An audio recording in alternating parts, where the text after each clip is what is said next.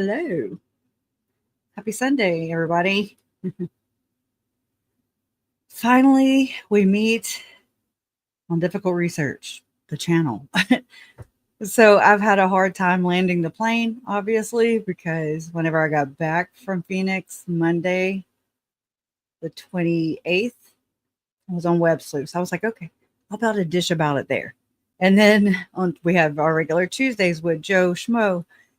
And we got into it, but we didn't quite, we kind of touched on a lot of things. So I just wanted to do this here today. And then I have a stream set up for tomorrow, same time, same place. And then, so we're going to break it into parts. That way we don't have to leave anybody out. Because they were all the victim impact statements are just as important, I believe, as the next. So part 1 today will be about my family. Part 2 will be about the Boudreaux family. I don't know. It just seems like it'll work. But welcome in, everybody. Oh, let me flip up here. Oh, okay. Welcome in, by the way.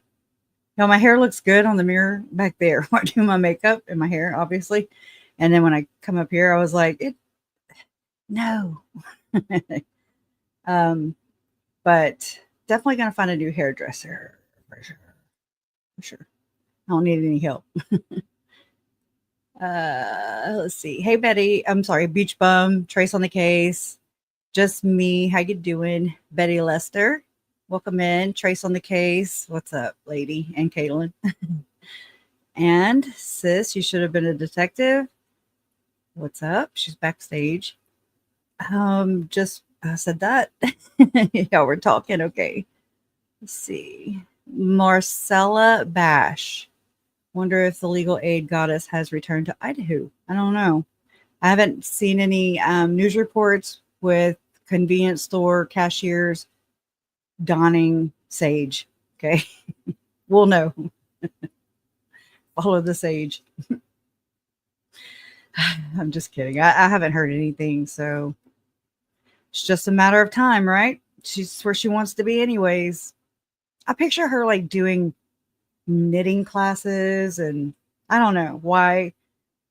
It's like whenever I picture Lori in the Arizona prison, I picture not a nice place. But when I think about Idaho, I think about like a retirement community or something. It's weird. I don't know. I don't know why, but it is what it is, huh? Okay. I'm trying to find new names. Y'all are conversing. Catherine Pesa? Good evening from Ohio. Good evening from Lake Charles, Louisiana. Right? Glad to have you. And Robin, what's up, lady? How are you? When I hear somebody say my name and I'm watching something, I'm like, what did I do? Hey, Lamisa, how are you? Hey, gang. It's so good to see you. I'm glad you're here. It's our regular time, regular day. It's just the way the travel went, you know. I'd have come on last Sunday, but I was traveling, so couldn't do that. I'm so glad to be home, though. So glad to be home. I cut grass a little bit today, and then my best friend and her, well, they've been together forever because of me. I set them up. They came over today, so it was good to see my best friend of, oh my gosh, since I was 7, and I'm 47, so 40 years. My BFF ever, Terry. Hey, it's just Robbie. Yeehaw, huh? Right. Hi, Nina Canadian. Hello, good people. Hey, Aaron Soper, Angela Davidson. Good to see you. I also need to thank Miss Jackie for PayPal donation too. I always forget, and I'm so sorry. I'm horrible about that. I need to get better at that because I used to not want to say the names because I don't know. Some people get weird about that, but I'll just say your first name. But thank you. And to anybody else who donated there that I just haven't looked at. I just remember that name because I looked at it last. I'm sorry. Hey, sweet Melissa. Hey, Lynn K. How are you? And Tracy Crin. Oh, thank you. That's so sweet. I know my brother. He's a man of few words, but he said what he wanted to say. And I respect him for that. I'm just proud of him for just going, being able to going, taking the initiative, and then for mom executing it and having, because he is in a rehab right now. So they allowed him to leave for 36 hours. So it's like a little window. And I'm telling you, as whenever I was looking at my phone, before we even traveled back from Phoenix to Lake Charles, my mom had already, like the next morning after the sentencing, which was a Friday. So by Saturday, I want to say she already had him back in North Louisiana at the facility. And I'm like, good God, what the hell?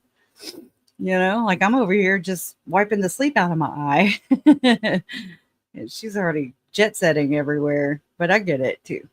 I know that Larry's best friend died, Mr. Wayne, and so he wasn't able to make it, but he did via Zoom, and so that's why we saw him on Zoom. He wanted to be there, and he was as much there as he could be, but I'm still glad he got to confront the murderess. When he came up on the screen, I mean, I was just like, he's my dad. So I'm just like, sir, I've never seen him that pissed.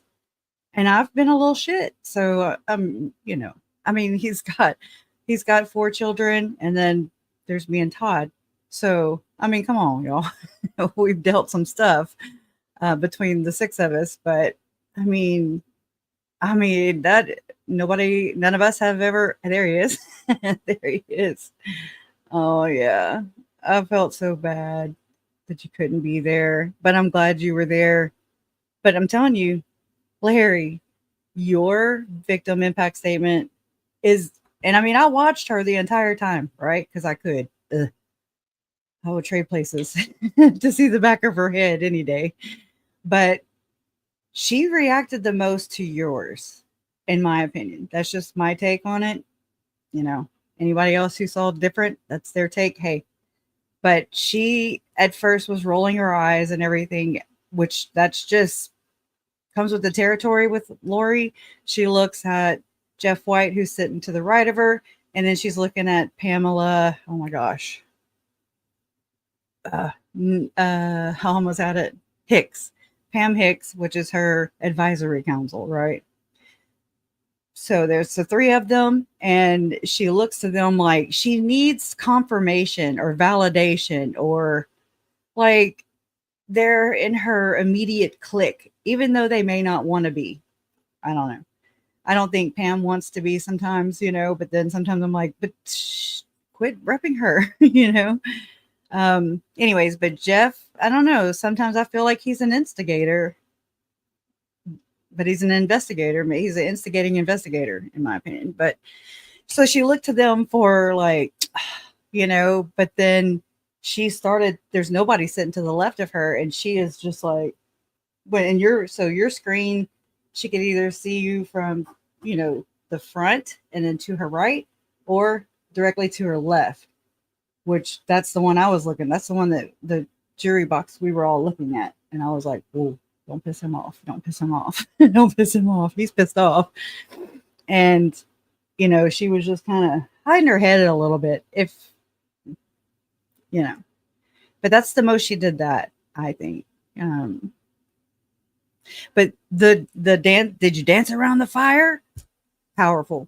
Okay. I visualized it. That's how powerful that was.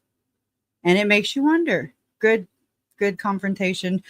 Good way to size her up. Even though I'm sure there's so many other things you wanted to say, just to get it off your chest. It's not about her, she doesn't care, obviously. With Todd's, she was,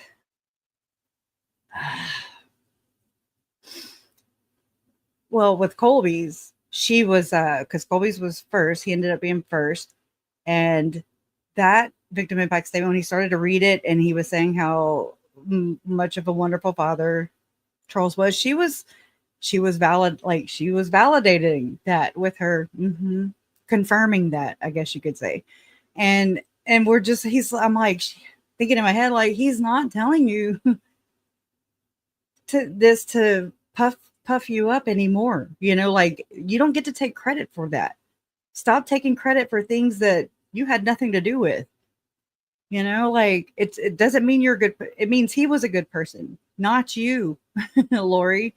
But she was very much like agreeing with what Colby was saying until he started just, I mean, he was spitting out truth the whole time, but in the very early part of his victim impact statement, it was, you're just getting into it, you know, and once he got into it, she did not like what he had to say.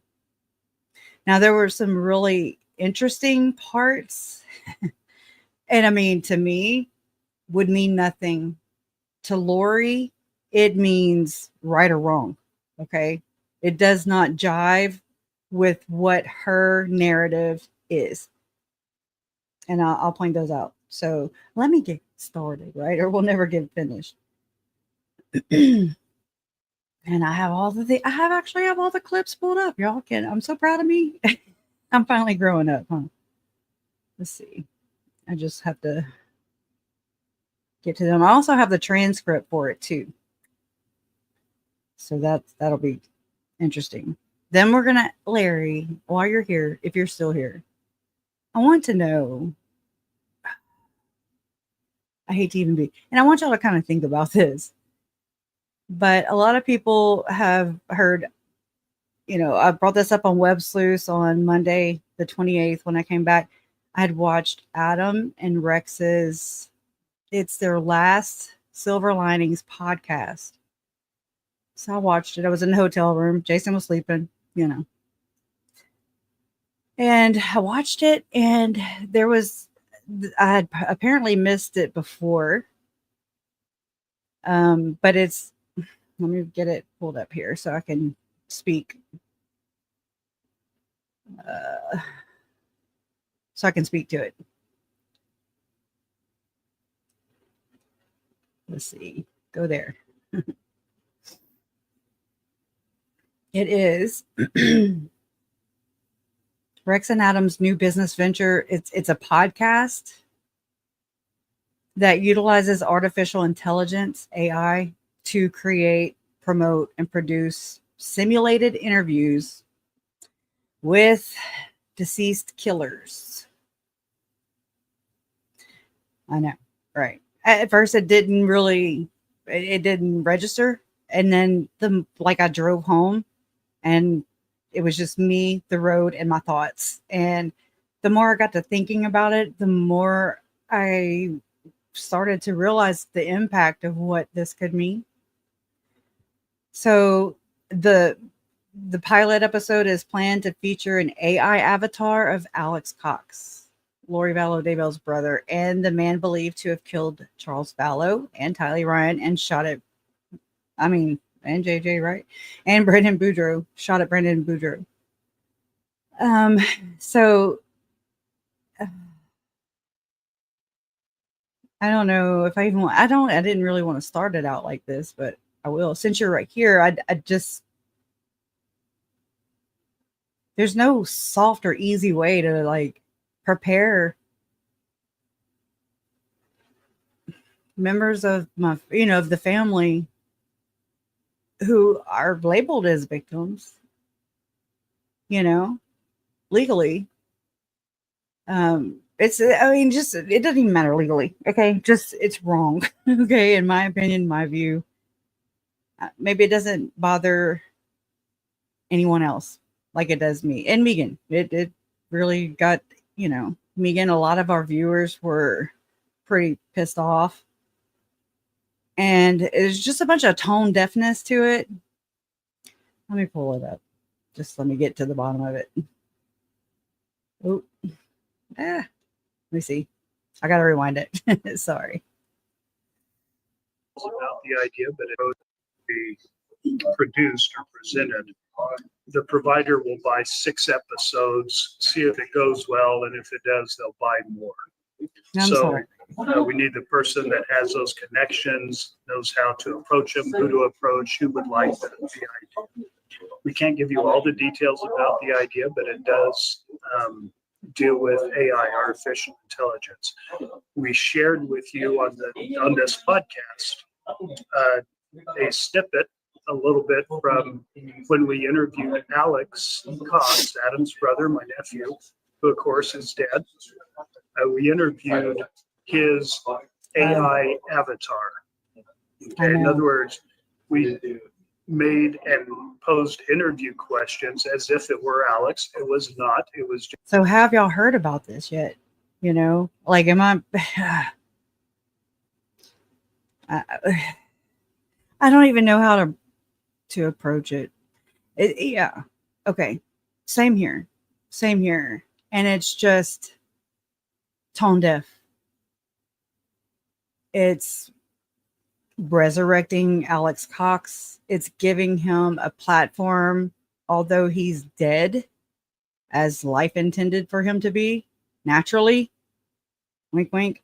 I really don't know. We won't know. But it's like, my thing is, how do you say you're trying to give a voice to the victims who are Tylee, JJ, Charles, Tammy, and Joe, and Brandon? How are you doing that if you're going to recreate the killer who's dead?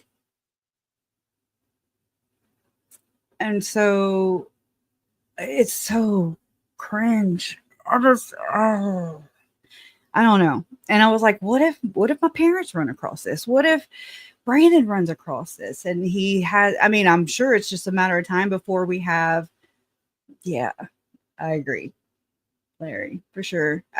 It's like, I forgot what I was going to say. What if, I mean, it's just a matter of time before they have an actual avatar, a talking head of Alex, you know? And I actually found this one story that was interesting. Let me pull it up real quick. And it is about a woman, and it was in Chandler, Arizona. I was like, wow, that's interesting. And so what she did was she recreated her. Okay, it says Christopher Pelkey was shot and killed on 11/13/2021 by Gabriel Horcasitas in a road rage altercation in Chandler, Arizona. After 3.5 years and 2 trials, the shooter was convicted of manslaughter, plus 1 count of endangerment to others. During the sentencing of the shooter on 5/1/25, so just right a couple months ago, 49 impact statements were provided by family and friends. That's a lot. But Chris was able to make his own impact statement to the judge. A court first. His sister, Stacy Wells, her husband, Tim Wells, and their friend, Scott Yenser, made a digital AI likeness of Chris, right here, with a script written by his sister, images compiled from those available of Chris, and used an audio file from a pre-recorded interview Chris did months before he died. These digital assets and script were fed into multiple AI tools to help create a digital version of Chris, polished by hours of painstaking editing and manual refinement. The end result impacted Judge Lang in Maricopa County Superior Court, who handed down the maximum sentence of 10.5 years to Gabriel Horcasitas. I know I'm butchering that. The judge's immediate reaction during the actual sentencing is shown at the end of this video. So I wanted to play this for y'all. It's about 3 minutes and 50 seconds. And this is just another side of it. And it made me think about how mom read the letter from JJ's perspective. And I was like, but that's not AI. But I mean, like, what? And it's not of a killer, like a dead killer. Like, okay, so what are we going to do? Sharon Tate's mom, who actually is the person who advocated that victim impact should be read in court, period. She's the one who tipped that off and got that going to where we can read them in court today. So what happens whenever she finds an AI of Charles Manson and the family, who killed her daughter and her unborn grandchild. You know what I'm saying? Like, what side of it? When's it too much? When's it? Anyways, let me just play this story. Just to be clear for everyone seeing this, I am a version of Chris Pelkey recreated through AI that uses my picture and my voice profile. I was able to be digitally regenerated to share with you today. But here is insight into who I actually was in real life. Take a look. All right, I'm Chris Pelkey. I served with the United States Army in the infantry. I'm from upstate New York. And what else? Where'd you deploy? Where'd I deploy? I went to Baghdad in 2006, 2008, and then I went to Afghanistan in 09 to 10. I think the number one thing is God. Is having a relationship with the Lord and being close with Him, and that He really is the only answer to every problem we have, everything we go through. You got to do it with Jesus at our side. Everything else I've tried has failed. And aside from that, just like Jesus says, love God and love people, and being in that community with people where we can lift each other up and support each other and have that community of like-minded brethren, combat veterans, people that believe in the Lord, and people that are sober and trying to live that good life. So it's just all about God and all about people. So as you can see from my video I recorded in 2021, this here is a true representation of who I was, not how the courtroom portrayed me. So I would like to make my own impact statement. So hello, everybody. Thank you so much for being here today. It means a lot. I can't tell you how humbled I am for those that spoke up for me, everyone who flew in, took off work, those who are watching this remotely, and for everyone who has supported my family and loved ones through 3.5 years and 2 trials. I wish I could be with you all today. To your honor, Judge Lang, thank you for making yourself available to see this case to the end, especially when the rescheduled trial conflicted with your daughter's spring break. Thank you for listening to everyone today. Thank you for reading the flood of impact statements that came in before today that so many people wrote on my behalf. Every single one of them is meaningful and gives a glimpse into my life with each of them.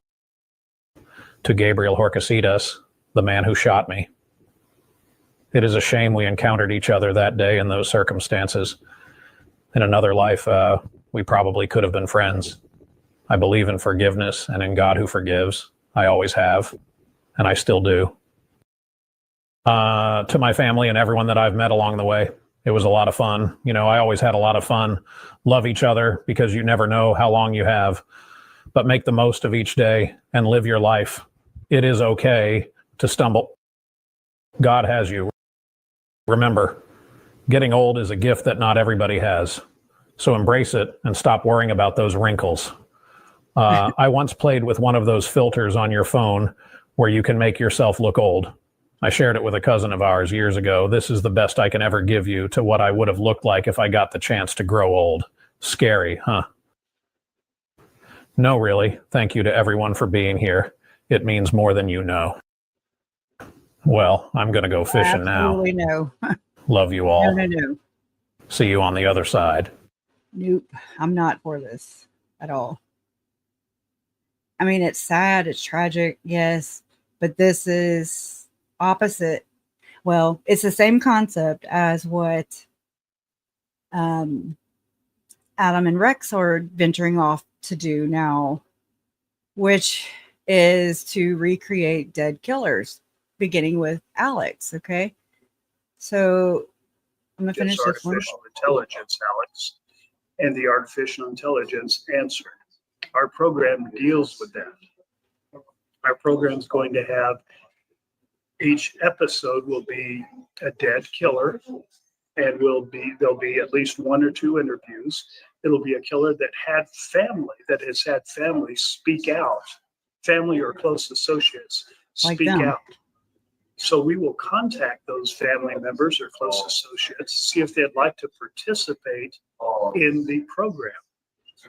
They may even want to interview the dead killer.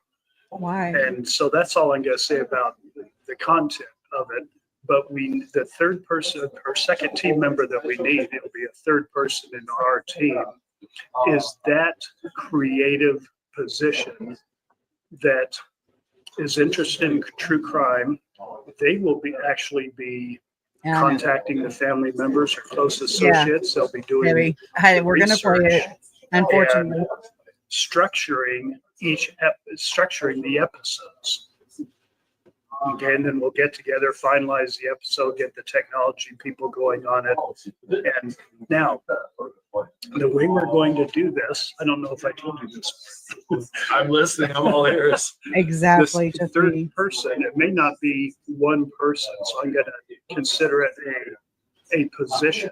It may be different positions. Like if we have 6 episodes, there may be 6 different creative people that do the research, contact the people, So now create they need a team.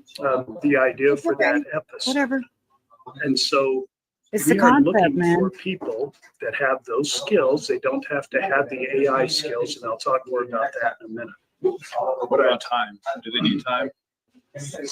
Time like to work on it. They need some time to work on it.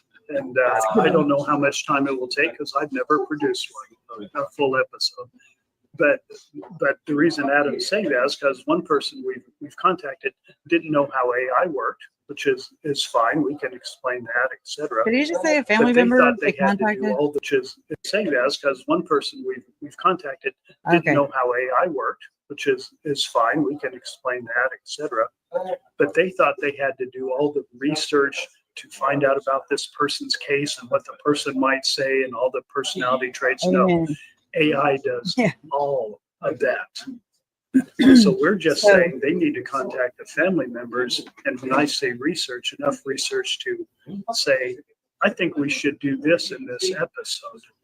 Let's have the family members interview. The family members of the killer. So them being and identifying themselves as, it seems like, I mean, they're venturing off to do this. They're leaving their podcasting platform where they do have a healthy following of like-minded individuals. So, you know what I mean? If not us curious folks.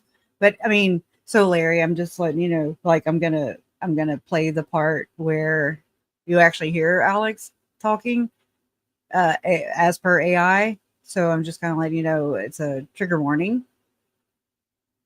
Earmuffs, or if you have to, I hate it, but it's like this just can't flourish, man. It's wrong.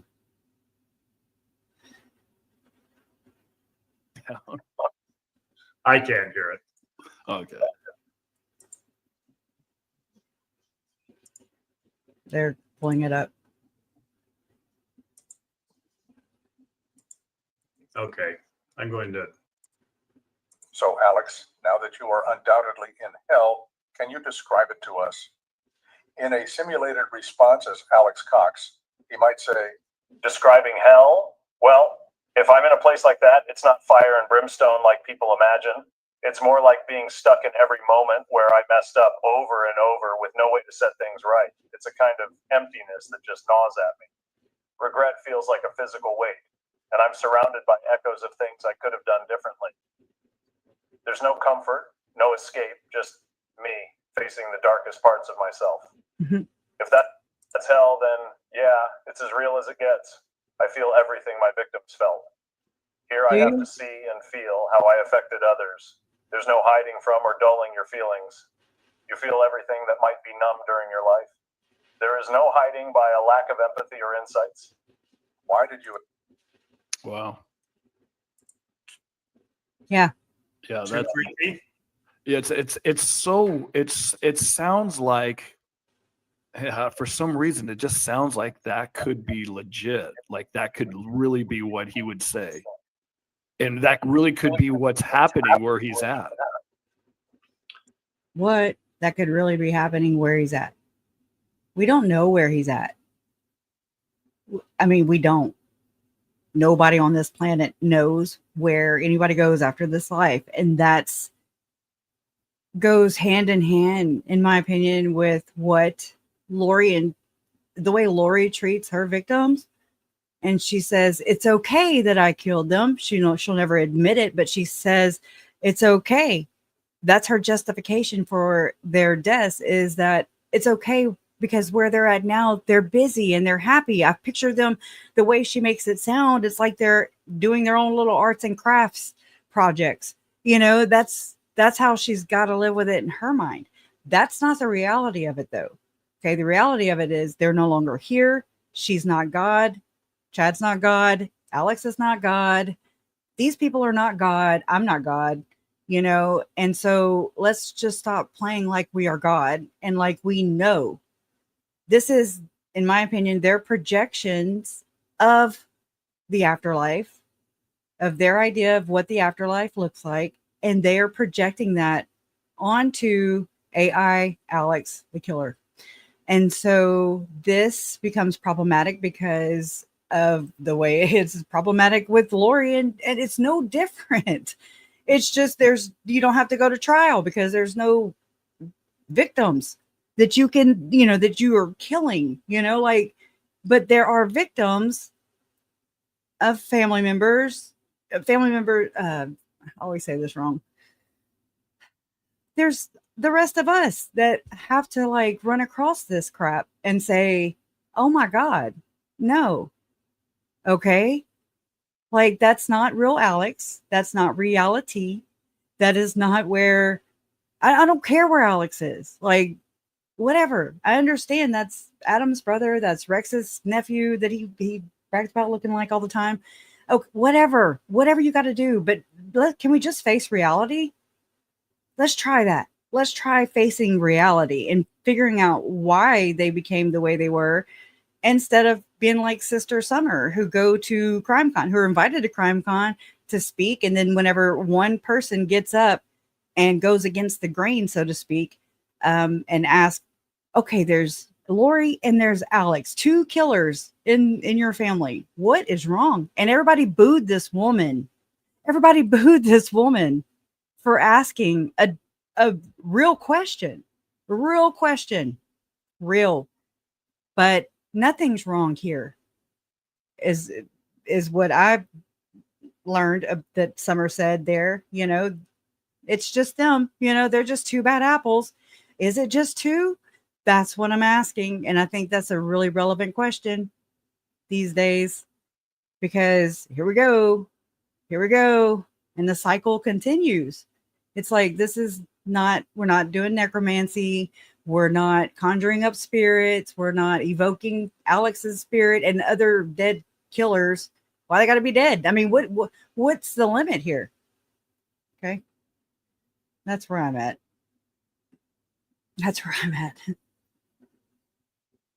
It's just wrong. And so, I mean, Rex was right there at the same sentencing hearing that I was at. Okay. Oh, it's I don't know. It's like something we can't, I don't know. So what I did was I just so the project that they're doing is structured into two main parts. There's a produced AI interview. And so each of their episodes will feature a dead killer who had family members or close associates speak out publicly. Okay. So to me, they're saying people like us, people like me and Adam, Rex and Adam, right? They're the ones that speak out. Rex and Adam will continue. They will contact these family members to participate. Anyways, the interviews with the AI avatars will be scripted and produced. Scripted. Okay. So again, this goes to the family member of the killer who's projecting what they believe their loved one, who is a killer, who is dead, will or is feeling, would feel.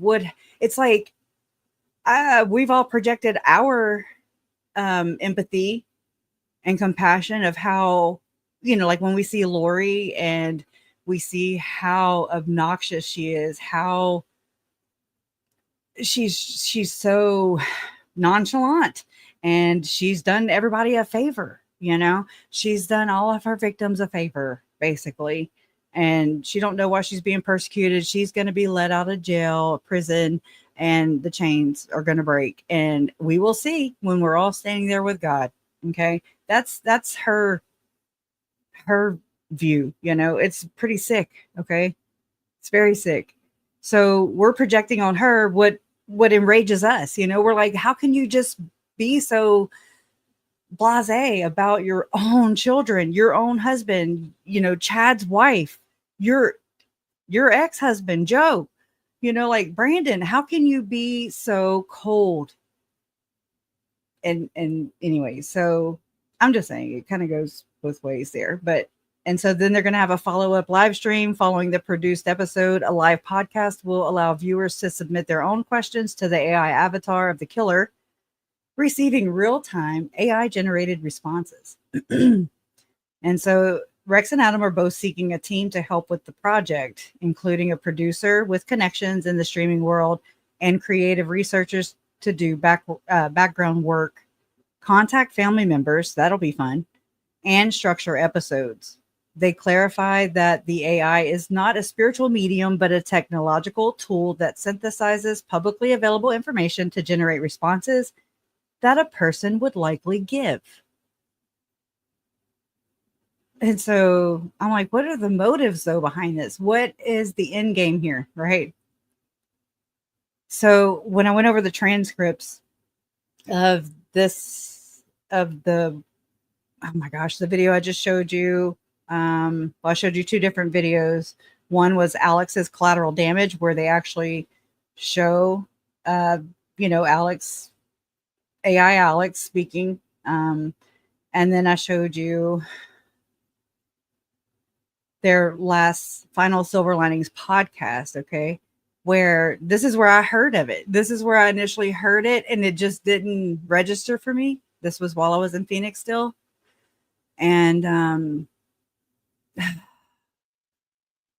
then I got to bake on it quite a bit on my trip home, because I had a lot of time and to think about all of this. And so what I did was I fed those transcripts, and I tried to find what let me switch back to here.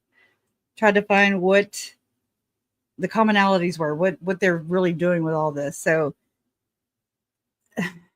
it appears to be a mix of personal and professional goals, and then they often intertwine the professional and the mix of personal. So it's like a personal healing and therapy that Rex and Adam consistently frame their podcasting experience as a form of therapy. And it is. I can vouch for that. It is. Okay. This new venture, which directly confronts the difficult legacy of a family member like Alex Cox, seems to be a continuation of their healing process. So one could look at it like that. Because they still have a bunch of support, unfortunately. The simulated interviews allow them to ask questions they can no longer ask the living person, potentially providing a sense of catharsis. So again, that's not reality though. Okay. In my opinion, creating a unique platform, they're intrigued by the technological capabilities of AI and see an opportunity to create a, quote, creepy, cool, unquote, form of, quote, true crime entertainment, unquote. That is not currently being done. They explicitly state their desire to use new technology to explore this space. Right? Let me check on y'all.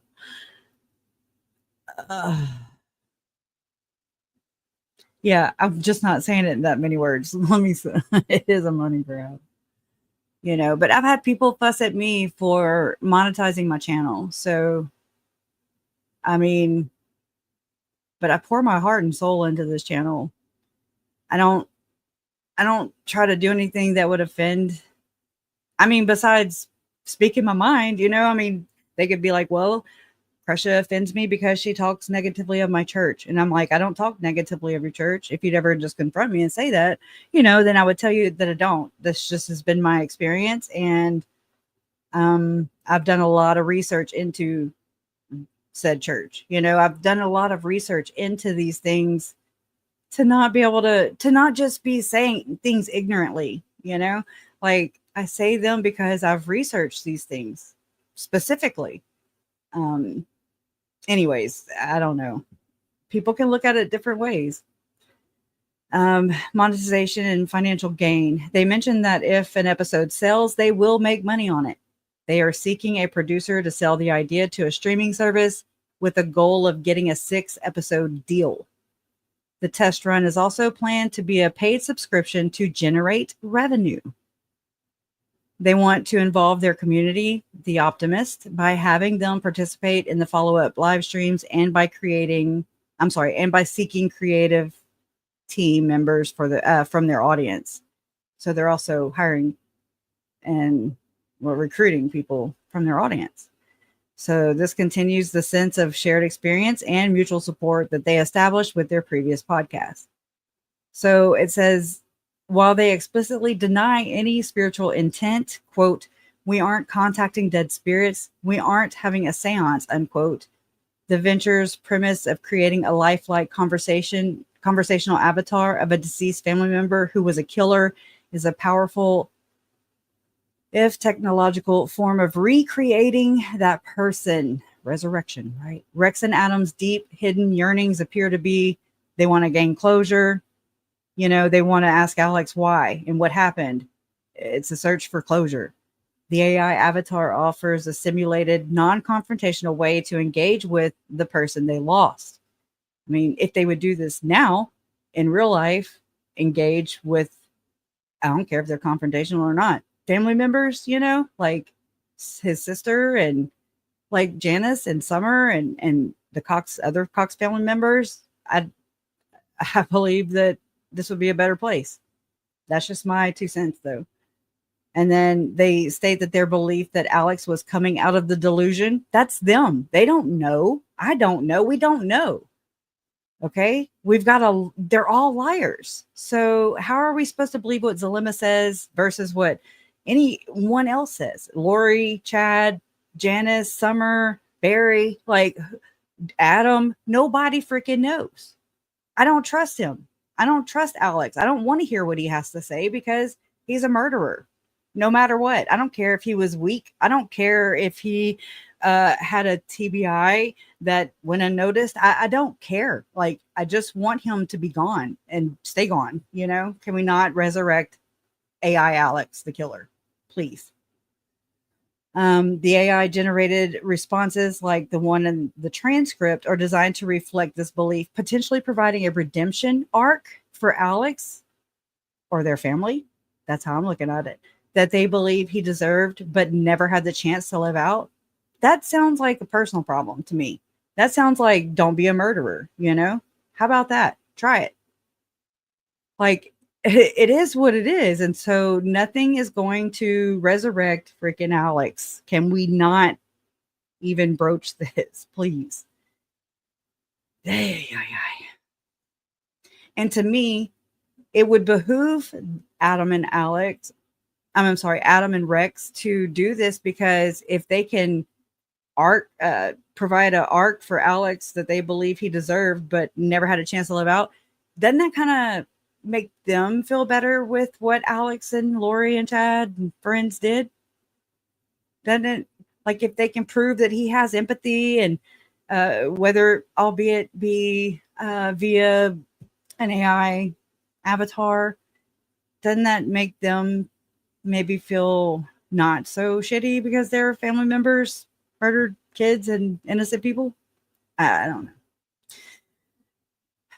So preserve a version of Alex. So the venture serves to preserve a version of Alex that they knew and loved before he became a killer, while simultaneously confronting the killer he became. The ability to simulate his voice and personality is a powerful act of a technological resurrection, keeping a part of him alive for their own sense of healing, it says. So the ethical and moral issues, I'm sorry, I keep playing that thing over and over again. I can turn it off. I'm just, it's better than looking at me. But let's see. Let me do this. Let me get back to it. The venture raises significant ethical and moral concerns, particularly for victims and their families. The re-victimization of victims and families, the unsolicited contact that's going to be occurring, the idea of a creative researcher contacting family members of other killers to ask them to participate in a simulated interview could be a deeply traumatic and unwelcome experience, forcing them to relive their pain. That's the tone deafness I'm talking about. Trivialization of tragedy. So by creating an AI version of a killer, even for a serious true crime podcast, could be seen as trivializing the real world violence and the profound permanent loss experienced by the victims. And a lack of control. Family members of victims and killers would have no control over how the AI avatar portrays their loved one, what responses it gives, or how the narrative is shaped. This could lead to the perpetuation of false narratives or deeply painful misrepresentations. The unsettling nature of the technology. So y'all all have voiced that here. Okay. And I'm right there with you. I'm right there. Put my comment because I'm right here with you. I agree. The transcript itself notes the technology is creepy. And that's in quotes, the ability to synthesize a person's voice and generate an interview from a dead individual is unsettling for many. The deepfake nature of the technology blurs the line between reality and simulation, which could be psychologically damaging for those involved. Right? Profit from tragedy. The venture is explicitly for profit, which could be seen as monetizing and exploiting the pain of real life victims and their families. Doesn't say anything about anything else, just says that. In summary, while Rex and Adam's new business venture may be born from a genuine place of seeking healing and closure, its premise of creating AI avatars of dead killers for entertainment and profit is fraught with ethical and moral challenges, especially given the potential for re-victimizing other families. And I rest my case. Okay. So that's where I'll stop on that. I am glad that we got through that. I'm glad. It sucks. And I'm glad that Larry was here to share his point of view. I agree with it. It just ain't right, y'all. And I'm not trying to heal and go grieve. I'm not trying to tell anybody else how to grieve. There's a difference in grief and there's a difference in just turning profit. I don't know. I don't have all the right words. It just, please don't. You know, like if there's anything that I can do to stop or prevent things from hurting members of my family who have they've been put through the freaking ringer enough by Lori and Alex and Chad and possibly Melanie, okay, and other members of the family. Can you please stop? Please do anything else. Just please don't do this, okay? That's please. Okay, so now on to what we're here for, right? Right. It doesn't feel as tragic now, which is crazy, huh? It's all just tragic. It really is. It's there's so many other things that you can do with your time and your resources and your experience. You know, I don't think that's it. I'm looking for the video that I'm going to be sharing. Let me close this one.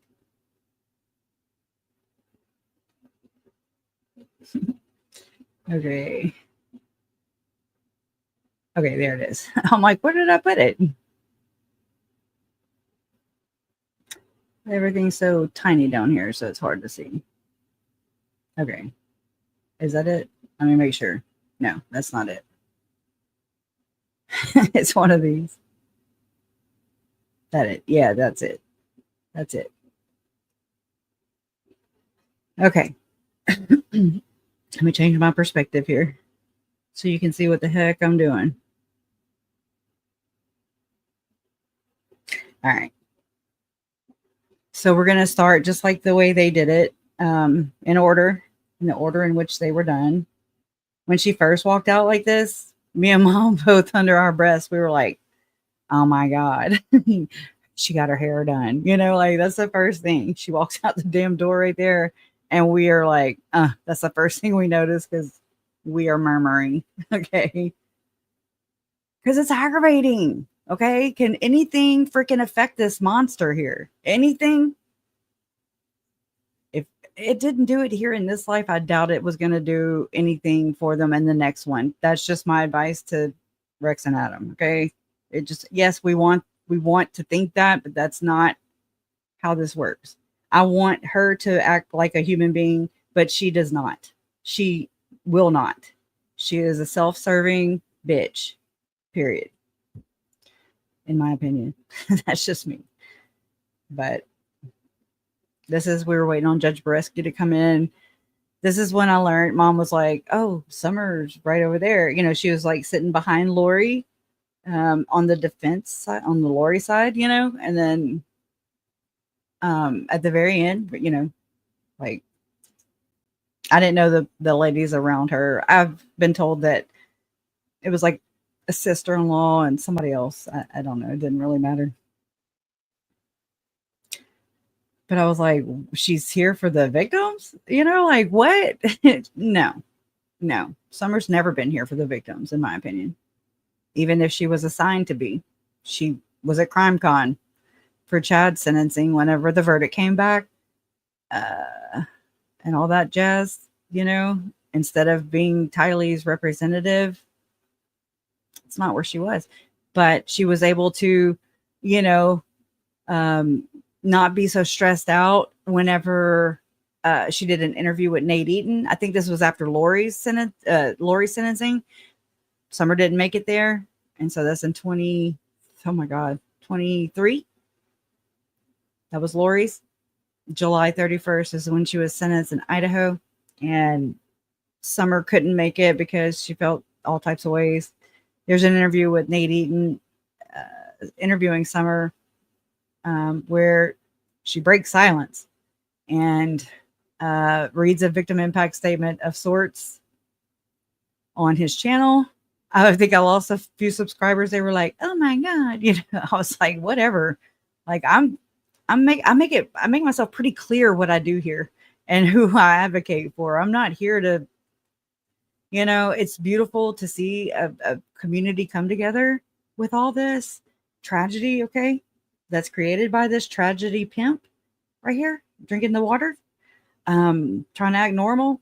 She's cuffed. She can't do things. She's in orange. She's not like us. Okay. And anyways, I just, I don't know. I really don't know where to go with that. It's not going to be anything nice out of my mouth. But people were like, yeah, I'm not subscribing anymore. I was like, bye. It's not why I'm here. I think, and I want to think that you would do the same thing if the roles were reversed. If I was in your chat and you were talking about your family members, I really do think that's who is in this chat. I believe we're good people. I have a lot of good people in here. And then y'all aren't afraid to tell me when I'm off or, like that's how it should be. And I want that. I invite that. Please. It helps me Please be seated. Readjust. But she barely stood up. And there's Judge B, right? Yay. Good morning. This is the time set for sentencing in CR Thank you, 2021 puzzle pieces. 001704, CR 2022 001242, State of Arizona versus Lori Daybell. Is the state ready to proceed? Glad to have you. Trina Kay, on behalf of the state, state is ready to proceed. Is the Love defendant her. ready to proceed? Yes. All right. Yes. So see that screen up there to the left? That's where Larry, like that was right Ms. across Daybell, from it's the us. judgment Felt of like he was in my court. lap. that in CR 2021-001704, pursuant to a unanimous jury verdict of guilt, Oh my that you are God. guilty of count 1, conspiracy to commit first-degree murder. It's a class 1 Oh my felony gosh. committed in That's violation of Arizona crazy. revised statutes on July 11 of I, 2019. I can see that. As to this count, the court also finds that pursuant to your stipulation and agreement on the record following the verdict of guilt, that this is a dangerous offense. The Hey, offense sugar caused butt. physical, emotional, or financial harm to the Just victim, another or day if in the the victim park for died as a her. result of the conduct that you engaged in. It caused emotional or financial harm to the victim's immediate family. The offense also Welcome involved the in. presence of an accomplice. Glad to have you. It is also the judgment of the court in CR 2022-001242, pursuant to a unanimous jury verdict of I guilt, love that you this are guilty court of count 1, assistant. conspiracy to commit I thanked her first-degree too. murder. It's a class 1 felony committed in violation of Arizona revised statutes on October 2nd of 2019. As to this count, the court also finds that pursuant to the stipulation and agreement that you made on the record following the verdict of guilt, that this is a dangerous offense and the offense involved the presence of an accomplice. He was looking right at her. It's ordered entering judgment of guilt for Murderous. each count in each case. Accordingly, the She court will felt make it too. additional findings regarding additional aggravating factors later in these proceedings. I've reviewed the pre-sentence report as well as the state's sentencing memorandum. Is the state ready to present its side? Yes, Your Honor. First, we would like to have some of the next of kin and victims speak, starting with the 2021 Sorry, matter. I upped it. We would like to first call a couple of people who are speaking virtually. Larry Woodcock should be on, no? All right. It was While we wait to kinda get crazy him, because- is Bobby Vallow on? Hold on. All right. I'll Also stop it saying in just a that's not second. on. I'm You so have- glad. Have we allowed It was people in? crazy seeing them on there like that. Yeah, I we was just did like, oh, send- you in trouble, girl. Oh, All they're right, hopping on Colby right now. Ryan, I think, is the only Me one. too. All And right. Well, with Me that, Your Honors, too. we'll start with the virtual. So since Colby is on right now, if we could have Colby Ryan speak first. All right, Mr. Ryan, if you want to unmute yourself. Yeah, I'm here. So what I learned is that, I watched a video that Colby had posted after this. And from what I remember, and I mean, I'm not going to say it directly, or, it was either he was told, to unmute. So he unmuted, but he didn't say, hey, turn your camera on too. So he just did what, I mean, I would have done the same damn thing. So I was thinking maybe, because I was like, where's that voice? Where's this coming from? Because it wasn't on the screen yet. So there was no focal point to look at or to be wondering. It was like the voice of Oz, and we're just like, where's it coming from? I didn't know how this worked. And so Colby being the first one, it was just interesting because I was like, well, probably because he's in the hospital, he might not want to show, whatever. I respect it. I just was trying to figure it out. But come to find out that he had told him to unmute, but didn't say turn your camera on, if you want to. So he was just following the rule followers, right? Lori doesn't know anything about that. And so it just kind of made sense to me afterwards. He would have turned his camera on though. And I wish he would have. I wish he'd been able to, but it's still his impact statement.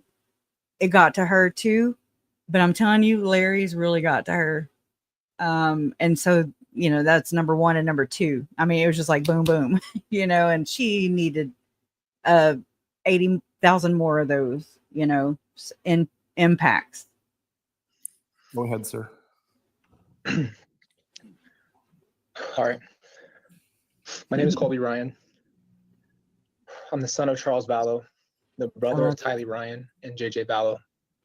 I'm here to tell you what I've lost. Not only are my father, sister, and brother gone, but so is my mother. Starting 6 years ago, the horror began. During the middle of my workday, I was alerted that my father had passed away from a heart attack. And I mean, like this whole time, she's facing straight ahead. I mean, she was taking it in, is what I'm saying. She was taking it in, whether or not, it fits her narrative, to me, that's pretty apparent. I spent the whole day at work in shock. I spoke to my mother and see her felt that I nod. needed to come and stop by after my shift. After a long conversation, she hesitantly agreed. When I arrived at her house, I found out that what she had told me previously about the heart attack was not the case. Can My you father imagine? had been shot and It's those things right there, those lies that she didn't. I mean, if it was self-defense, Lori, stick to that story, dum or sell it. You know what I'm saying? Like, she told so many different ways of Charles not being here anymore. I mean, different things to Life Academy, said that he unalived himself. To Colby, he had a heart attack, then boom, he shows up the same day, and it's like, no, not at all. Alex had like some bandage wrapped around his head, and Colby's trying to surmise the situation, like, what? And then she tells him, oh no, he was shot. It's those things that got her caught and really show the depravity of this woman. she had told me previously about the heart attack was not the case. My father had been shot and killed in what was labeled self-defense. I saw how my sister fell into my stomach with her emotions and sobbed. My brother JJ was asleep. Afterwards, I came home to my wife, and our young baby sat on the floor and completely broke down. My life would never be the same. My So, sister see her, she's was caught up nodding, in the middle of this hell. She was only 16 years nodding. old. My little brother was barely 7. Within a few weeks, life She's in continued to move agreement. quickly. In agreement. My little brother, in just one day, had his father ripped away from him, and so did my sister. No matter how tough Tylee tried to be, she was scared, and I know she was scarred. She held a burden that no teenager should ever have to endure. My See father, her? Charles Vallow, She's like, yeah. cared for his family.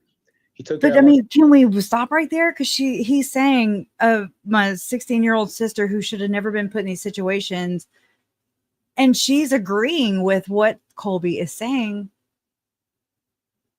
And Lori is the one who did this, though. That's what I'm like. What? How do you? What? It's like, I don't care how many mirrors we shine on her. She will never see herself as the reason, as the killer, as putting her children and her spouse and her ex-spouse and her, oh my God, there's too many, right? Tammy, and Joe, Brandon and Charles and all these people in harm's way, but mainly her kids. Like, she was their life support. She put Colby in dangerous situations. And it reminds me a lot of Melanie Boudreaux Pulowski, who brought the 2-year-old daughter of her and Brandon to the police station to be interviewed by the police the day after Brandon was shot at. That's that child's father. That's your not even ex-husband yet. Oh my God. These are things that a child should never be put through. family, and he made sure Let we me had back good it up. She held a burden that no Sorry. teenager should ever have to endure. My father, Charles Vallow, cared for his family. I love that He she took kept care of our saying family, and he made sure we had a good life. He was a very generous man. I'm going to give you the shirt off of his back. Love Tammy. Here's the reality. In January 2019, I was told by my mother, Lori Vallow, that my father had been unfaithful to her for years. I was distraught by this news, and Lori's actions sold the story. I naively believed her and thought that my father betrayed my family. Because you're a child. I mean, this is his mom. I mean, why wouldn't you believe her? I don't fault him for that at all. I hope he does not anymore. I know it's going to continue to plague him. I've learned a lot from Colby too, just watching him come to the realization of who his mom really is, and others, his uncle, his Chad, who you don't even know, a total stranger. And it's like they met and they immediately started planning murders of their families. I'm not going to say loved ones because they didn't love them, obviously. So heart-wrenching. I naively believed her and thought that my father betrayed my family. Little did I know it was my mother having the affair all along. She accused others of what she was doing herself. She's not shaking her head, is she? Regretfully decided to stop speaking to my father. On July 11th, 2019, I would be flooded by the reality then my choice not to speak to him would be a lifelong sorrow. I didn't know that. Like, I didn't know that he was never able. Well, I mean, July 11th, of course, I knew that after July 11th, he was unable to ever talk to Charles again. But just this mystery period, you know, where Lori had taken off and abandoned her children. Well, Tylee, half of that time, either way, she abandoned her children. She abandoned Charles. Him and JJ moved to Houston.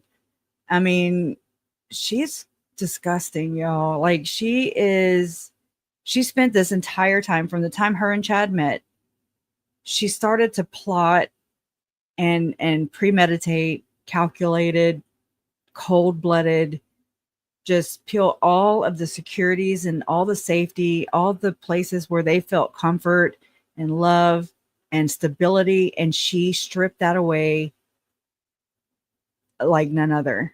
And I mean, it reminds me of, well, if at first it was that picture of Tylee and JJ with Alex in the background at Yellowstone, which is so cringe and heartbreaking because, you know, and then also finding out that in the body cam footage of Tylee, you know, being interviewed by the police and Chandler, and how she's taken up for her uncle. And then he also lets her down and betrays her just as much as her mother did. And it's just so heartbreaking. And I'm telling you, that's what haunts me the most, is the last moments of all these victims' lives. They didn't fight fair. They were children. And if not, they were spouses who were unsuspecting. They didn't know that a war had been waged upon them and their lives and their family and their children, you know. And here we have these a-holes, you know, just waging war, plotting their deaths, trying to make them wreck by remote viewing over their vehicle, and all the weird body armor and all the weird things that they were talking about. And it's just, I don't know how she can sit here and just, I wouldn't have been able to hold myself together. But again, I wouldn't have killed my family. That's the difference between people like me and people like her. I've been through 2 divorces that were pretty crappy. And I never once wished them dead. I never once tried to keep their children from them. I never once plotted or, you know, trying to do some sneak plan, you know, like, it was just, it is what it is. And I don't understand. Like, she wages war and you have no idea. Unsuspecting spouses, children, they're so tough, aren't they? What I lost on July 11, 2019 was a father who was trying to help me in life, and a man who wanted to see his grandchild, and someone who wanted to give guidance and love. Sorry. I lost a I'm sorry. That reminds me of whenever me and Mom went to Rexburg, whenever Mark Means and John Pryor were trying to have Rob Wood disqualified that weekend. Lori was supposed to have a hearing. So me and Mom had planned to go to Rexburg, and come to find out that they vacated that court date. So she wasn't going to appear. And so Mom was going to cancel it. And she was like, nah, we'll just go anyways. And I'm glad we did, because I didn't have to see her, first off. And, you know, we listened to, when we were traveling, if, you know, there were 2 different days that they had this court hearing, and it was like a Wednesday and a Friday. So they had that Thursday off. So I got to meet a lot of law enforcement, like Ray Hermosillo, Chuck Considas, what's his name? Last name Hope, David Hope, and Ron Ball, and a couple others. I just can't, I'm not very good at saying their names. You know, I got to meet with them. I got to go walk where Tylee and JJ once walked. This is before their bodies were found. So no. This was not. I'm trying to think of when this was. This was 2021, January 2021. Yeah. So yeah, of course the kids had been found. I just wanted to be where they were. I wanted to see what they saw. I wanted to just kind of walk in their footsteps, you know. It was I needed it. I needed to do that. I don't know why. It was just one of those things, but I remember we were about to leave to go catch the plane in Salt Lake City to come back home. And Mom was like, "Oh crap." You know, she said, "I forgot. We got to go visit Kelsey and Colby." And I was like, "What? They live here?" I mean, that was a shock to me. I was like, I didn't know they lived here in Rexburg, you know, first off. So there was that. That was my first real time around snow, you know, to be out in it and everything. It was like 17 degrees. It was great. But so we drove, I mean, just a couple streets over from the hotel to their place, to Kelsey and Colby's, and I sat on the floor with Riley. And that was my first time meeting her. And I just sat there. Mom, you know, was talking to Kelsey and Colby, and I was on the floor with her. And I say I was playing, but she was playing with, I don't even know what it's called, but she was just being a little girl. And I looked at her and I was just thinking, like, oh my God, Lori forfeited all this. This is her grandbaby. This is her first granddaughter. Like, girls are fun, right? They're screechy, but they're fun. And I remember looking at her and thinking, oh my God, she looks so much like Tylee.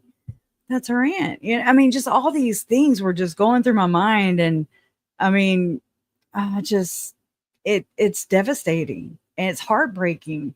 And it's not my heartbreak. I mean, it is, it does hurt. It affects me, but it didn't have to be this way. She made it this way. Lori put herself right where she is. And it's crazy to see what all she threw away. For what? Like Larry asked, for what? For what? Money, power, sex, whatever, control. What is this? Yeah. Lolly time forever. Father. Oof. This affected me in more ways than anyone could ever know.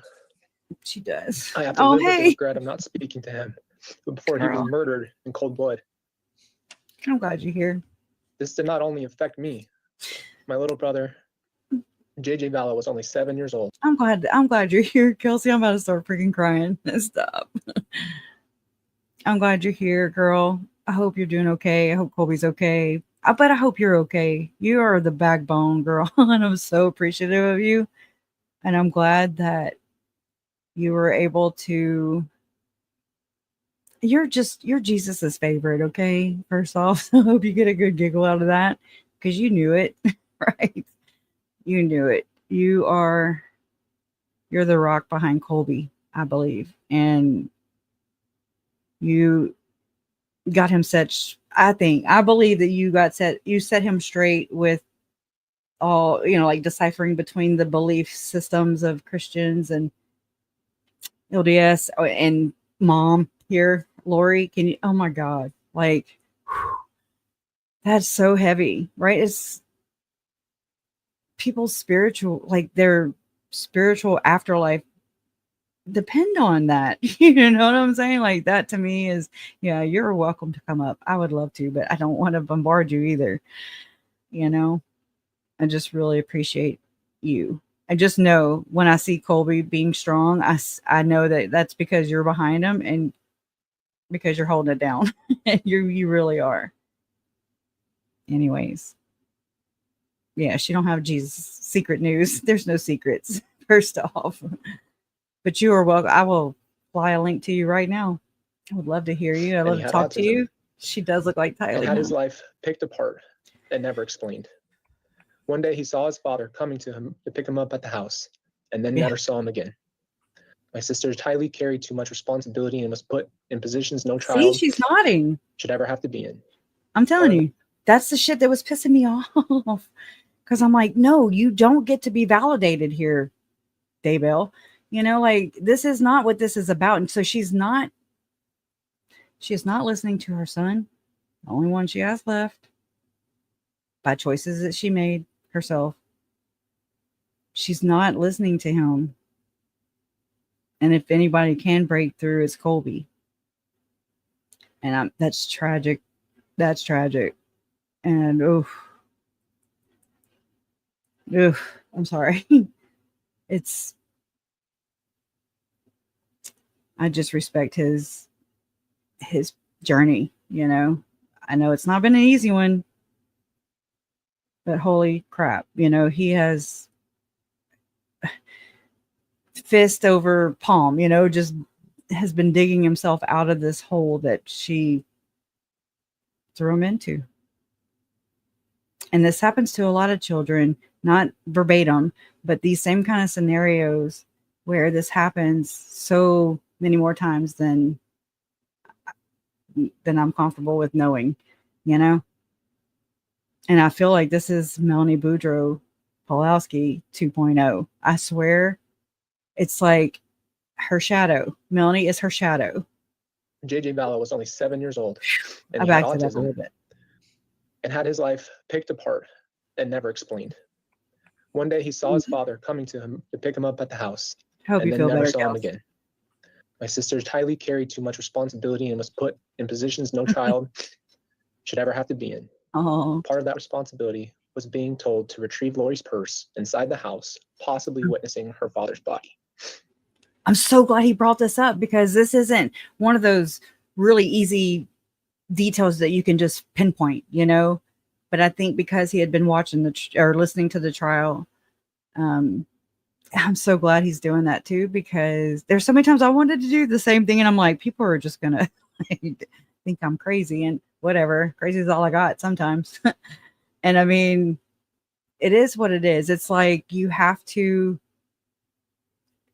whenever you're going through this in real life, and this is like, there's so many layers to just the feelings of it, you know. Like I have to first go through kind of blindsided, you know, like I have no idea what's going to happen here. I don't know what to expect. I've never been through anything or to anything like this before, a trial or any of this crap, right? None of us have. And so it's like acclimating yourself somewhat to, okay, so it's like the first time, you know, that's, I'm guinea pig. I have no idea how this is going to go, what this is going to look like. What are my expectations? I don't have any because I don't know. But then it happens. So then you're like, okay. And then it's like, I don't feel things right away. I have to like process them. There's so many times I've had, you know, live streams on here of every court hearing and things like that. And I mean, I know I'm disappointing in this sense because I don't know what to say. I don't know what just happened.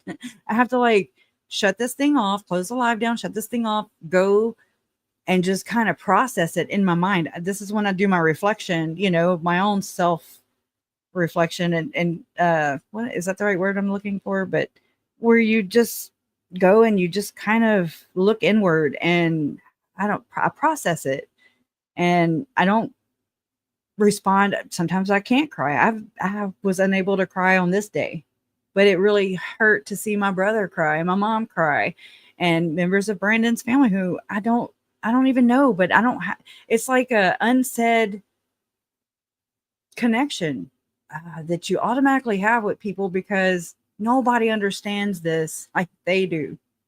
Like you can't just go and talk to someone at the store and just they're looking at you like, what? And that's what you feel like. It's like it marks you too.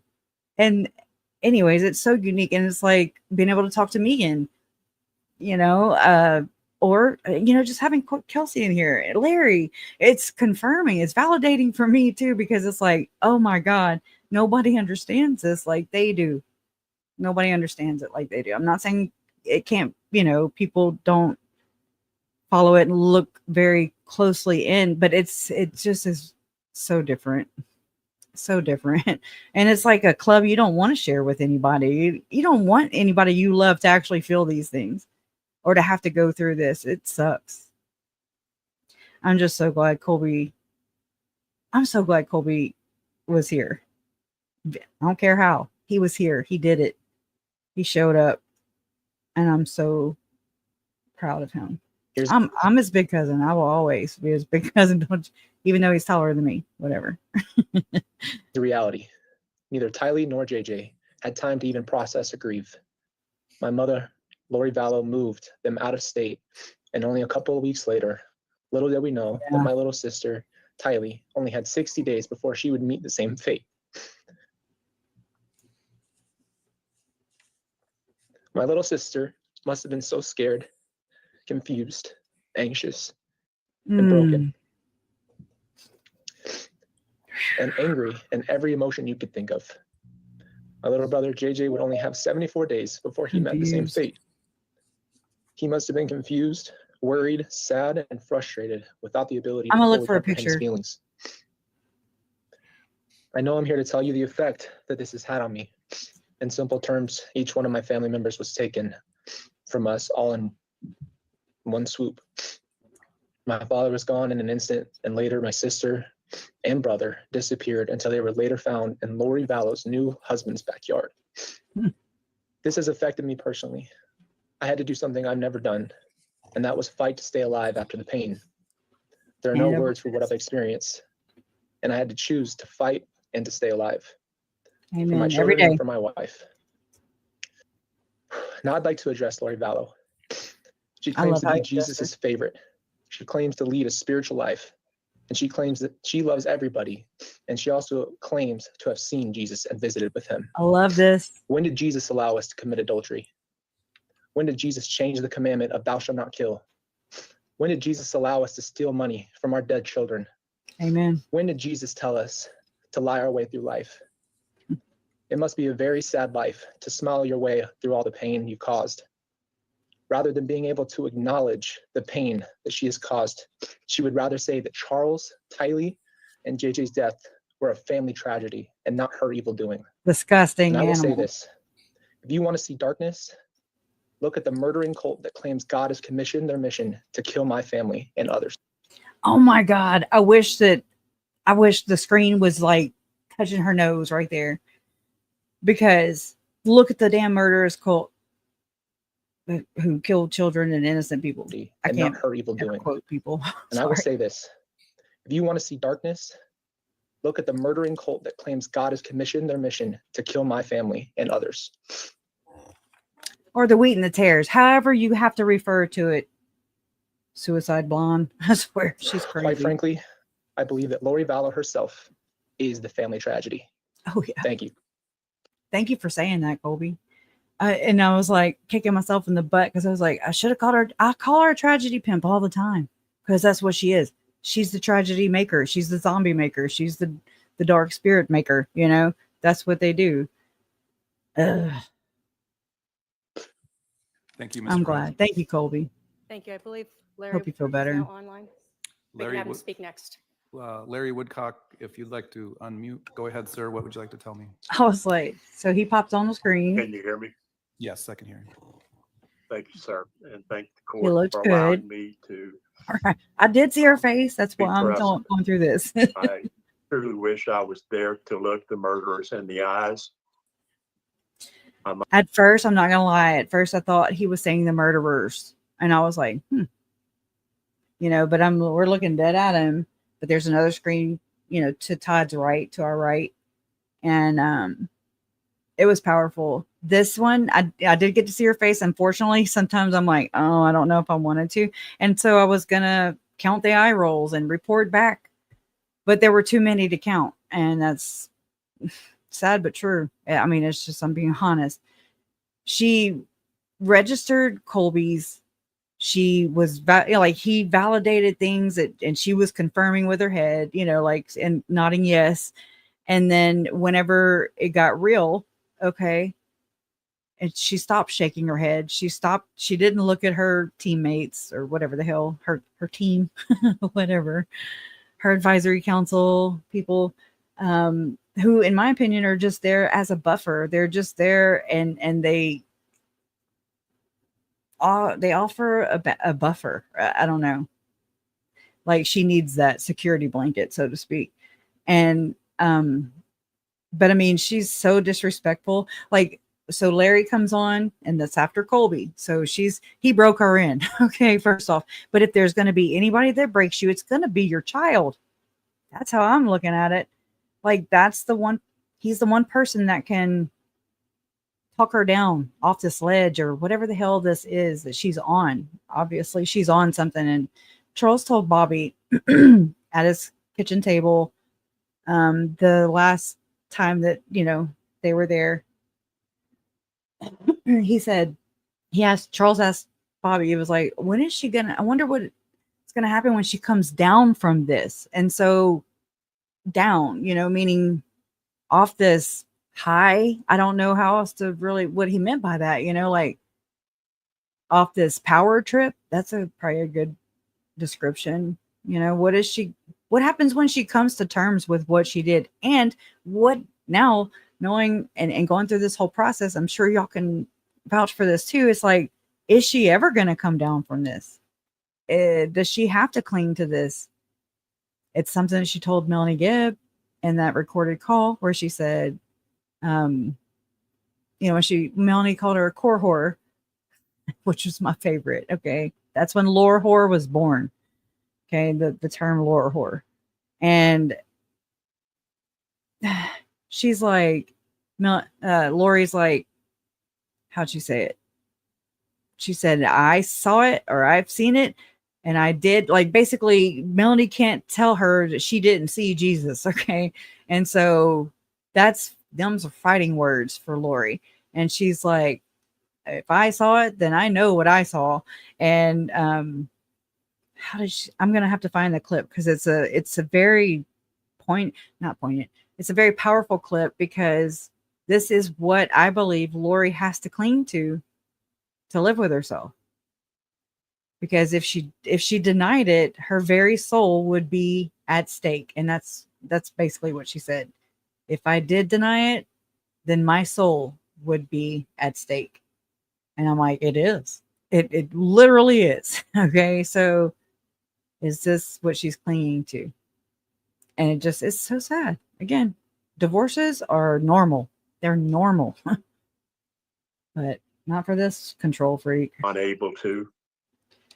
I will say that Again, Larry had his best friend died, Mr. Wayne, and he had to attend he was going to not miss attending his best friend's funeral, so I wish he could have been there though, but I understand too.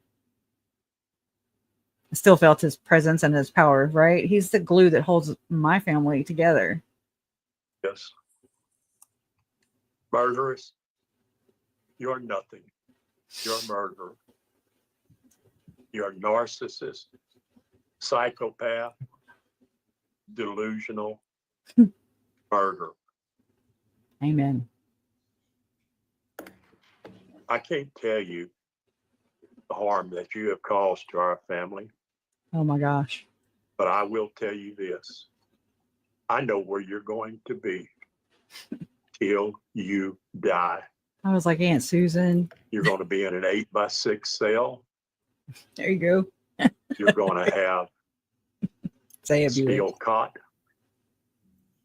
Going to have a 12x8 desk and a stainless steel toilet. You will have 23 hours a day in there. I hope you spend the rest of your life 23 hours a day regretting your choices, because that's all it was. Murderous. It was your choices. I love it. You Murderous. made them. You and your husband, if that's what you want to call him.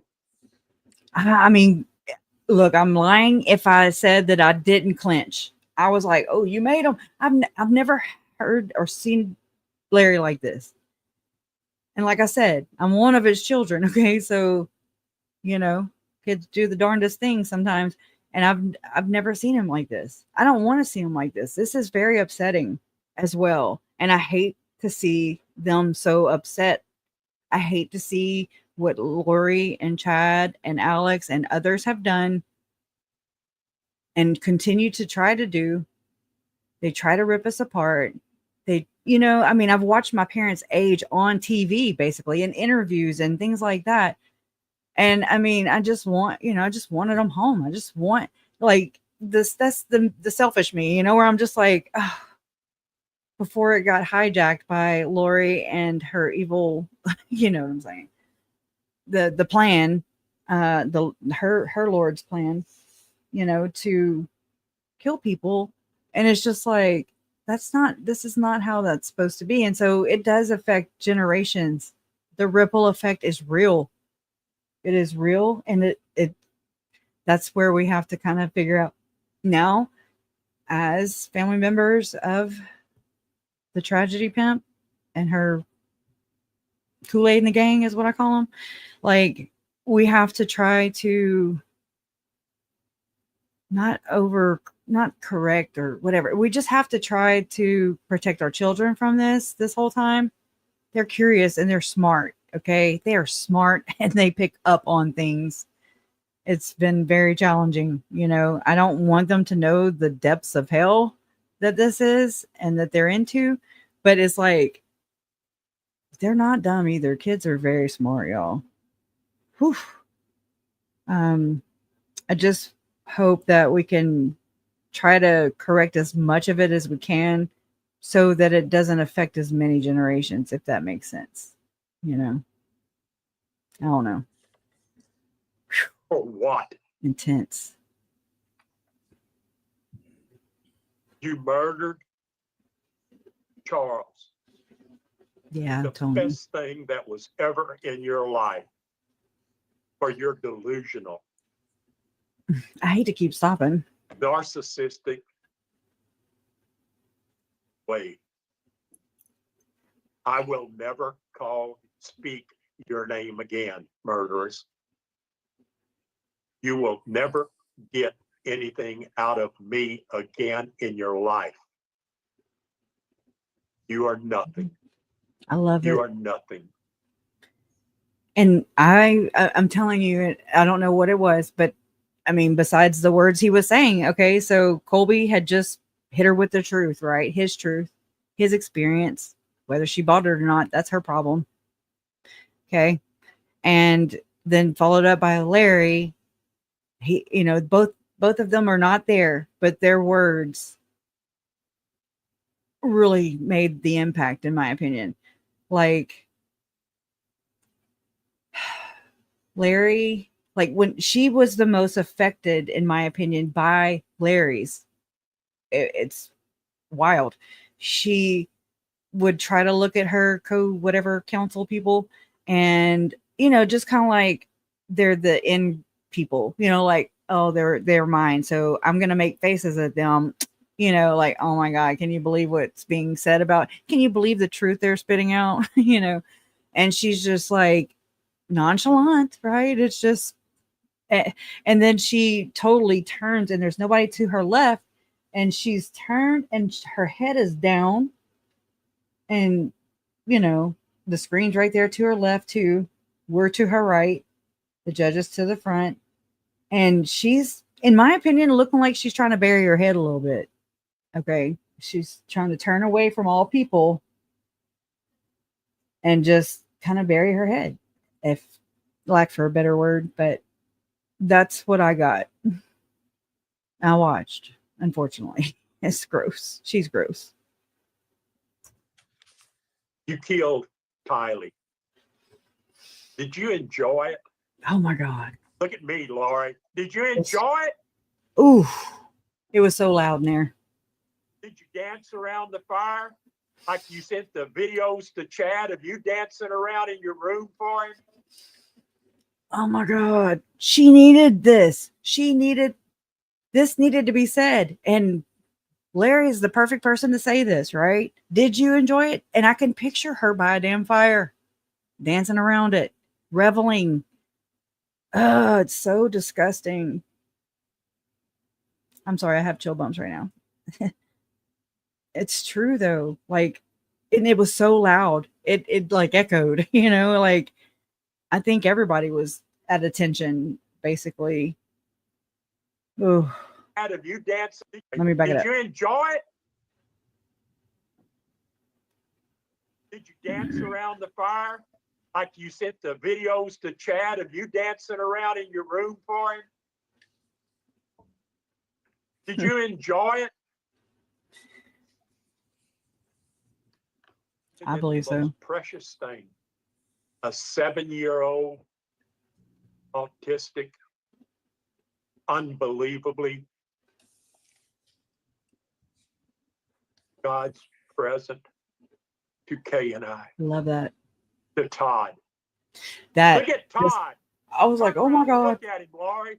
that is That's so. the last time you're ever going to hear my name out of your mouth. Look at Dude, like I don't know.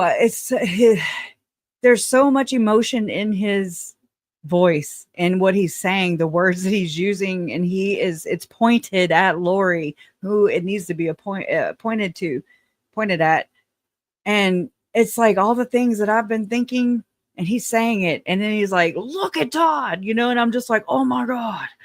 Like I don't know. I'm an empathetic person, empath. And I pick up on these things too. And I feel it. Like I feel it.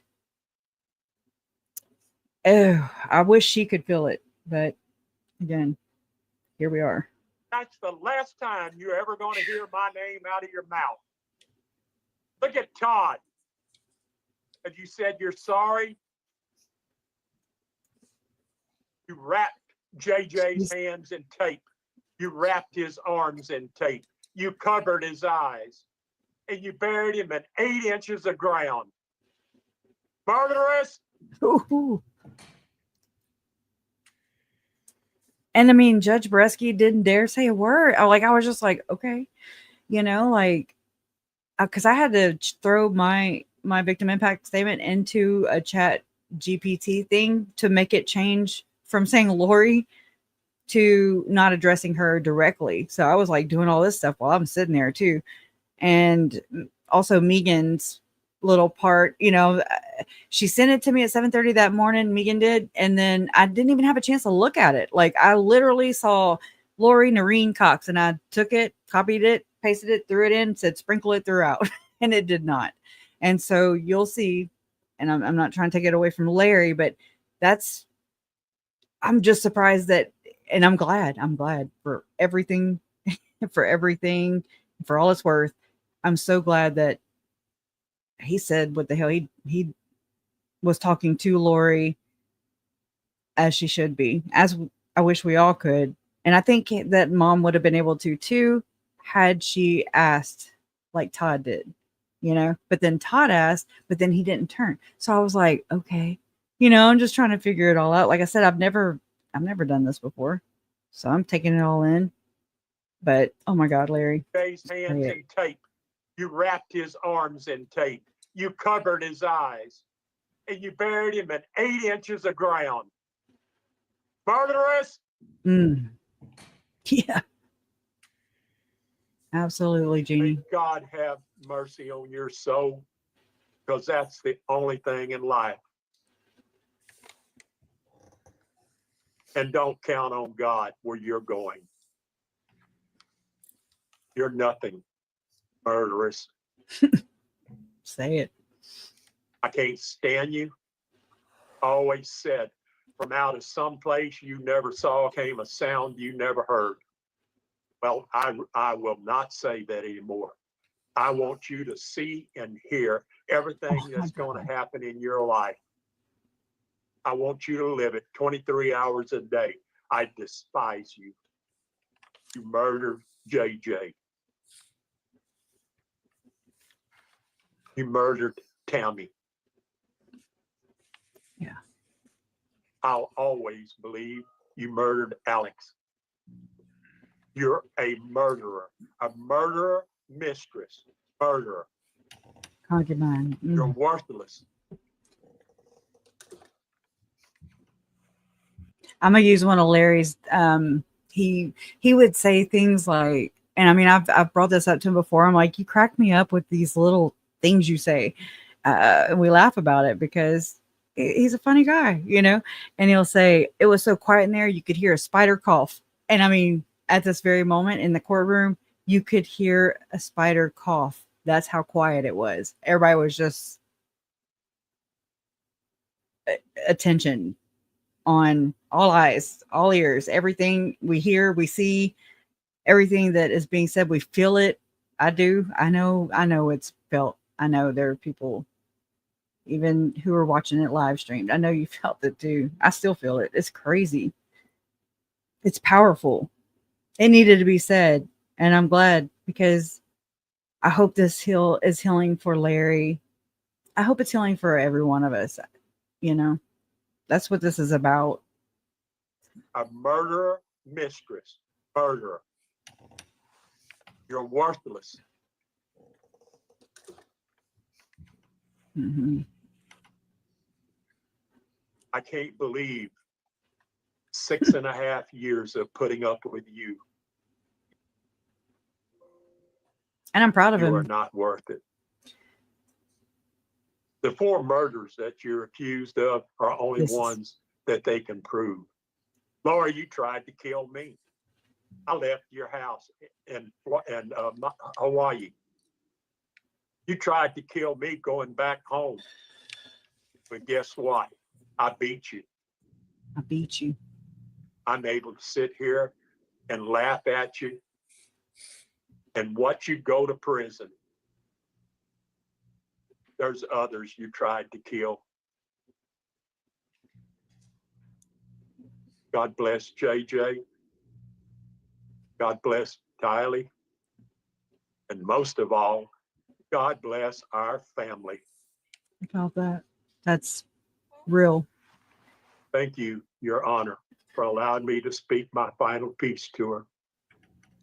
Yeah, I think so, Gene. All right. Thank you, Mr. Woodcock. Woo! Your Honor, Susan will be up next. Okay. I was like, oh crap, what's he got to say now? You know, because I forgot stuff. Mom misquoted things. You know, she was like, oh, I should have said this. Or, you know, it wasn't 13 years, it was 11 years that JJ had been adopted. I'm like, it's okay, Mom. It's okay. You know, it is what it is. And it's, I think it was cathartic for all of us. I needed this. I didn't know how much I needed this, but I needed this. And like Kelsey, you weren't here to, you know, you weren't there to be able to say it even on Zoom. And like Megan, you know, I encouraged Megan to say, to like share, write one out, share it. You have a huge platform, and it is so healing to talk, like talk therapy. This is so healing for me. And I mean, I kind of believe so for Colby, you know, from what I can tell from over here, for Megan, for even Rex and Adam, you know, it's healing to be able to talk about these things, you know. It's so, I don't know. My advice is like, if you want to, if you feel like it, if you are even open to it, but I would implore you, you know, or encourage anyone to share it, write it, share it, get it out of you. The body keeps the score, right? It lives in your cells. It must be in my fat cells. I'm just picking. Okay. Trying to make a joke. I'm trying to lighten up a heavy mood, heavy feeling. Okay. And this was crazy too, because Aunt Susan gets up there and Larry is infamous for adjusting the camera. Okay. So me and Mom, we giggled when we saw Larry doing that, because we're like, oh Lord, you know, there he goes messing with the damn camera.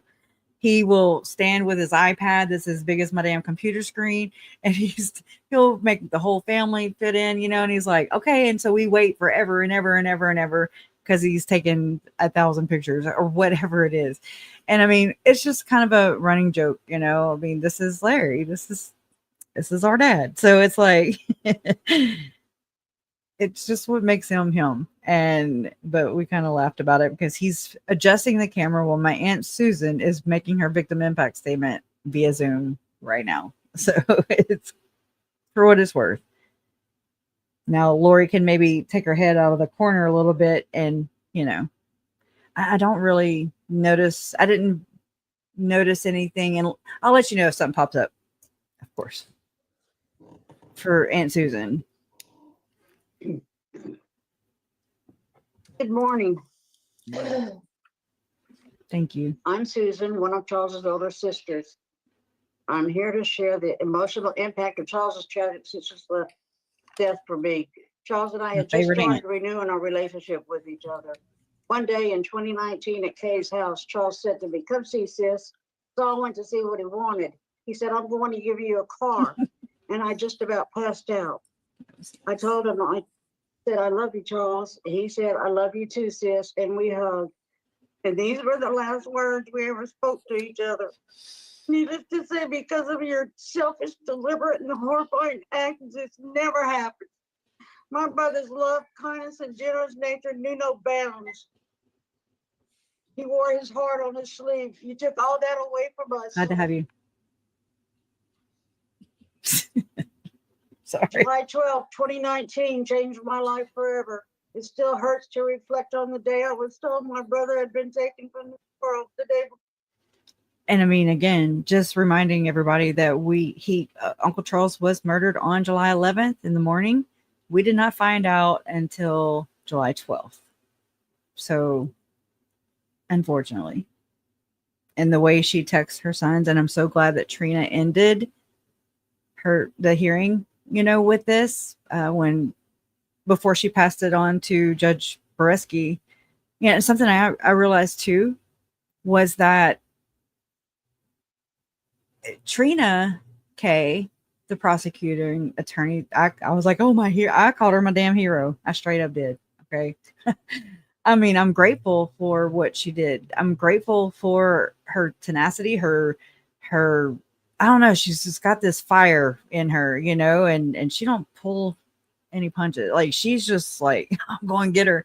And she did it with the most minimal, the information is so it's just a bunch of crap, but it's not. I mean, I understand, but like when you're going to convict somebody and you want to hold them accountable for the crimes that you believe with evidence shows that, oh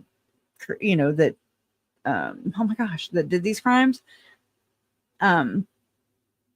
She's the one, man, I swear. But, where was I going with that? Hold on.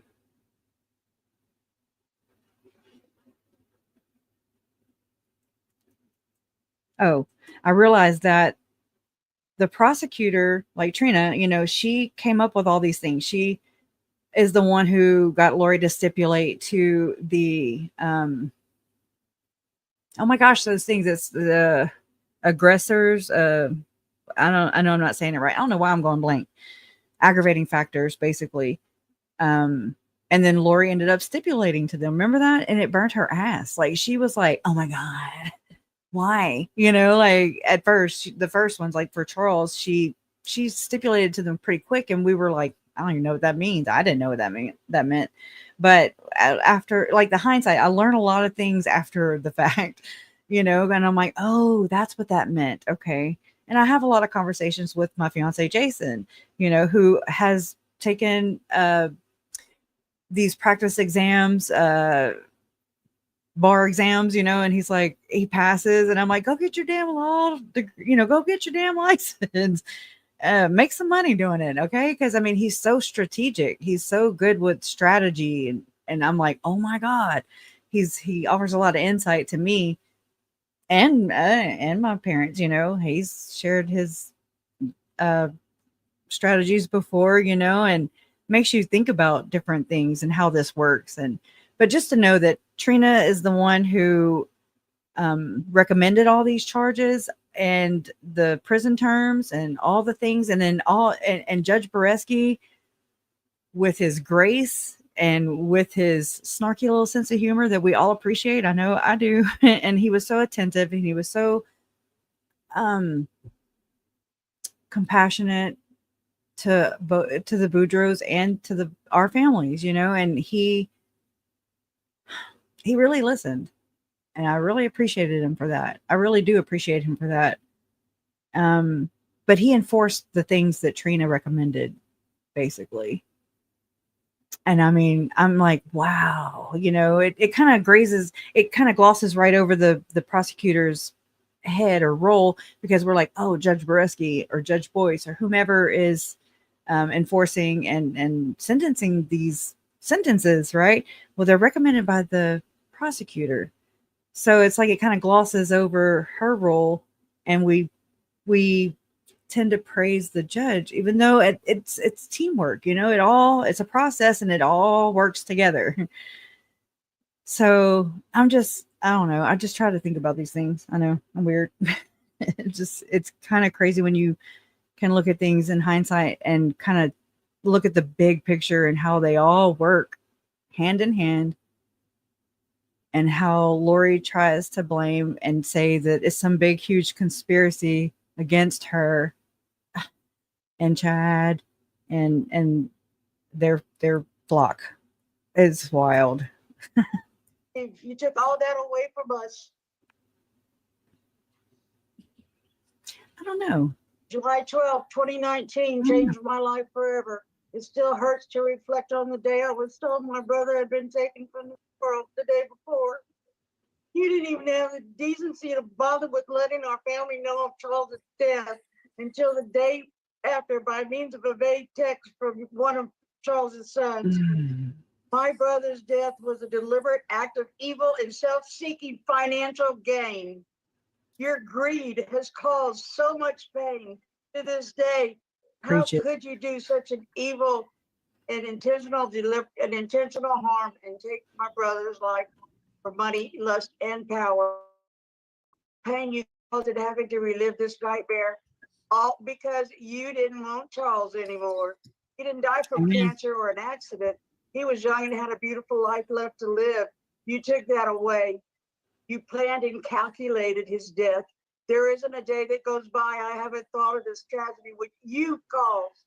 I will never have another birthday, holiday, or other celebrations in life with my brother. Charles was victimized at the hands of you, Lori, and your accomplices. To do this to Charles, to receive money is sickening. I am disgusted and truly appalled by your evil, selfish, and reprehensible actions. You will miss out on wearing nice clothes, driving what was once your Range Rover, thick, juicy steaks, barbecues, and no more quiet, no more freedom, only rules. I have forgiven you, Lori. When Jesus calls me home, I don't want any of this on my soul. Ooh, she looked at the Thank you. camera. You go, Thank you, girl. I'm Mom. so proud of her. I'm so proud of her because, I mean, she was there at the trial the entire time too. But like at the press conference after the conviction and the death of my uncle, her brother, Charles Vallow, on April 22nd, 2025. I'll never forget that day because it's my best friend's birthday, April 22nd, right?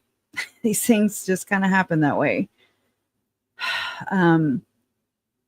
But you know, Aunt Susan was just a little shy and she didn't want to make a statement. And I don't blame her. It's weird. You know, it's like you want to scream it from the rooftops, but it's also very vulnerable. You know, you have to open yourself up. It's just weird because you open yourself up for people to ridicule or criticize. You know, I'm just saying, I understand and I respect all my family members' ways and all of us, like in our chosen path to deal with this stuff. There's no right or wrong way. There's just different ways. We all have the same goal, I believe, but we just all have different ways of going about it. That's all. It's just no different than any other damn family, you know? I mean, every family has dysfunction. Every family has their quarrels and their beefs, and you know what I'm saying? Nobody comes out of this unscathed is what I'm also saying. It's another thing I'm realizing too. No matter what, just you have to be real. You have to be able to openly communicate with other family members. Don't expect people to read your mind. That's not how this works. And the expectations that we can put on to others. I'm not saying any of that has to do with what Lori did. She had expectations out of this world completely, obviously. But, you know I can do a better job at talking, you know. I know I can call out my faults. And so that's just one of the ways that I can be a better member of my family to my other family members.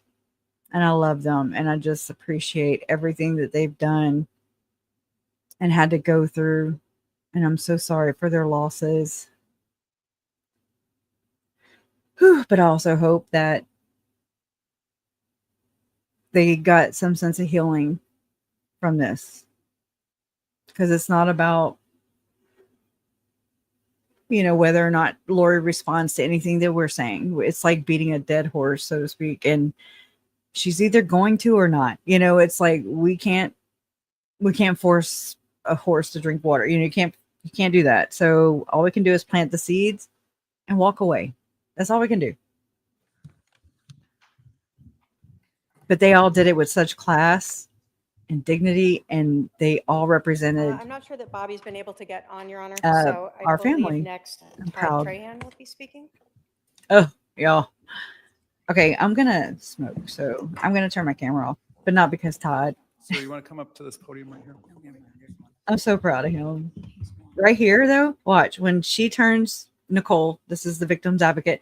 When she turns backwards and she's walking backwards, it kind of looks like my brother's like bum rushing or something a little bit. He's a big guy. Right there. I was like, oh, wow. Right here. What's going on? I'm just so proud of him, y'all. It's my baby brother. Todd Trahan. Yes, sir. And what would you like to tell me, sir? I'm asked to address Lori, if All I right. can. Go ahead. Okay. Lori, Uncle Charles was a man of God, love. He knew God because he loved everybody around him. Everybody. I trusted y'all with my family, the only son I had, because I couldn't give him the life that y'all could give him. I gave him up for y'all to raise him. I deal with the regret. I've dealt with Right here. You heard him. He had to take a breath in and kind of calm himself a little bit, catch his breath. I'm so proud of him. And I feel like Judge Bresky is looking at him with a lot of respect, a hell of respect. And same way I'm looking at him with a lot of respect and just proud. raising. I deal with the regret. I've dealt with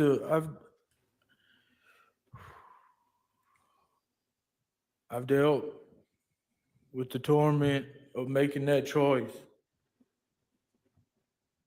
I'm here today to forgive you.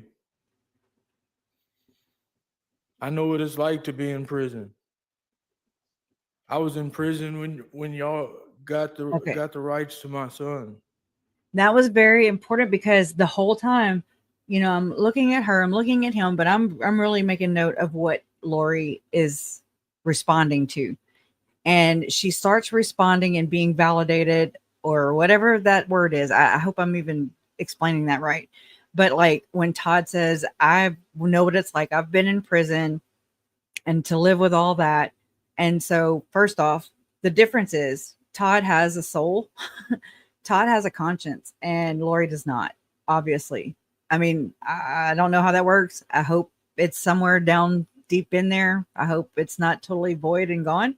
I don't know if you can lose one. I don't know if you're born like that. I have no idea. I'm not a expert or anything in mental health. But she was shaking her head in agreement, like when he said, I know what it's like to be in prison, and she was just feeling validated, and that pissed me off. I'm like, he is not saying this to validate your feelings or whatever the hell your narrative, okay? He is trying to tell you the process that you should be going through, but obviously this is not it missed her completely.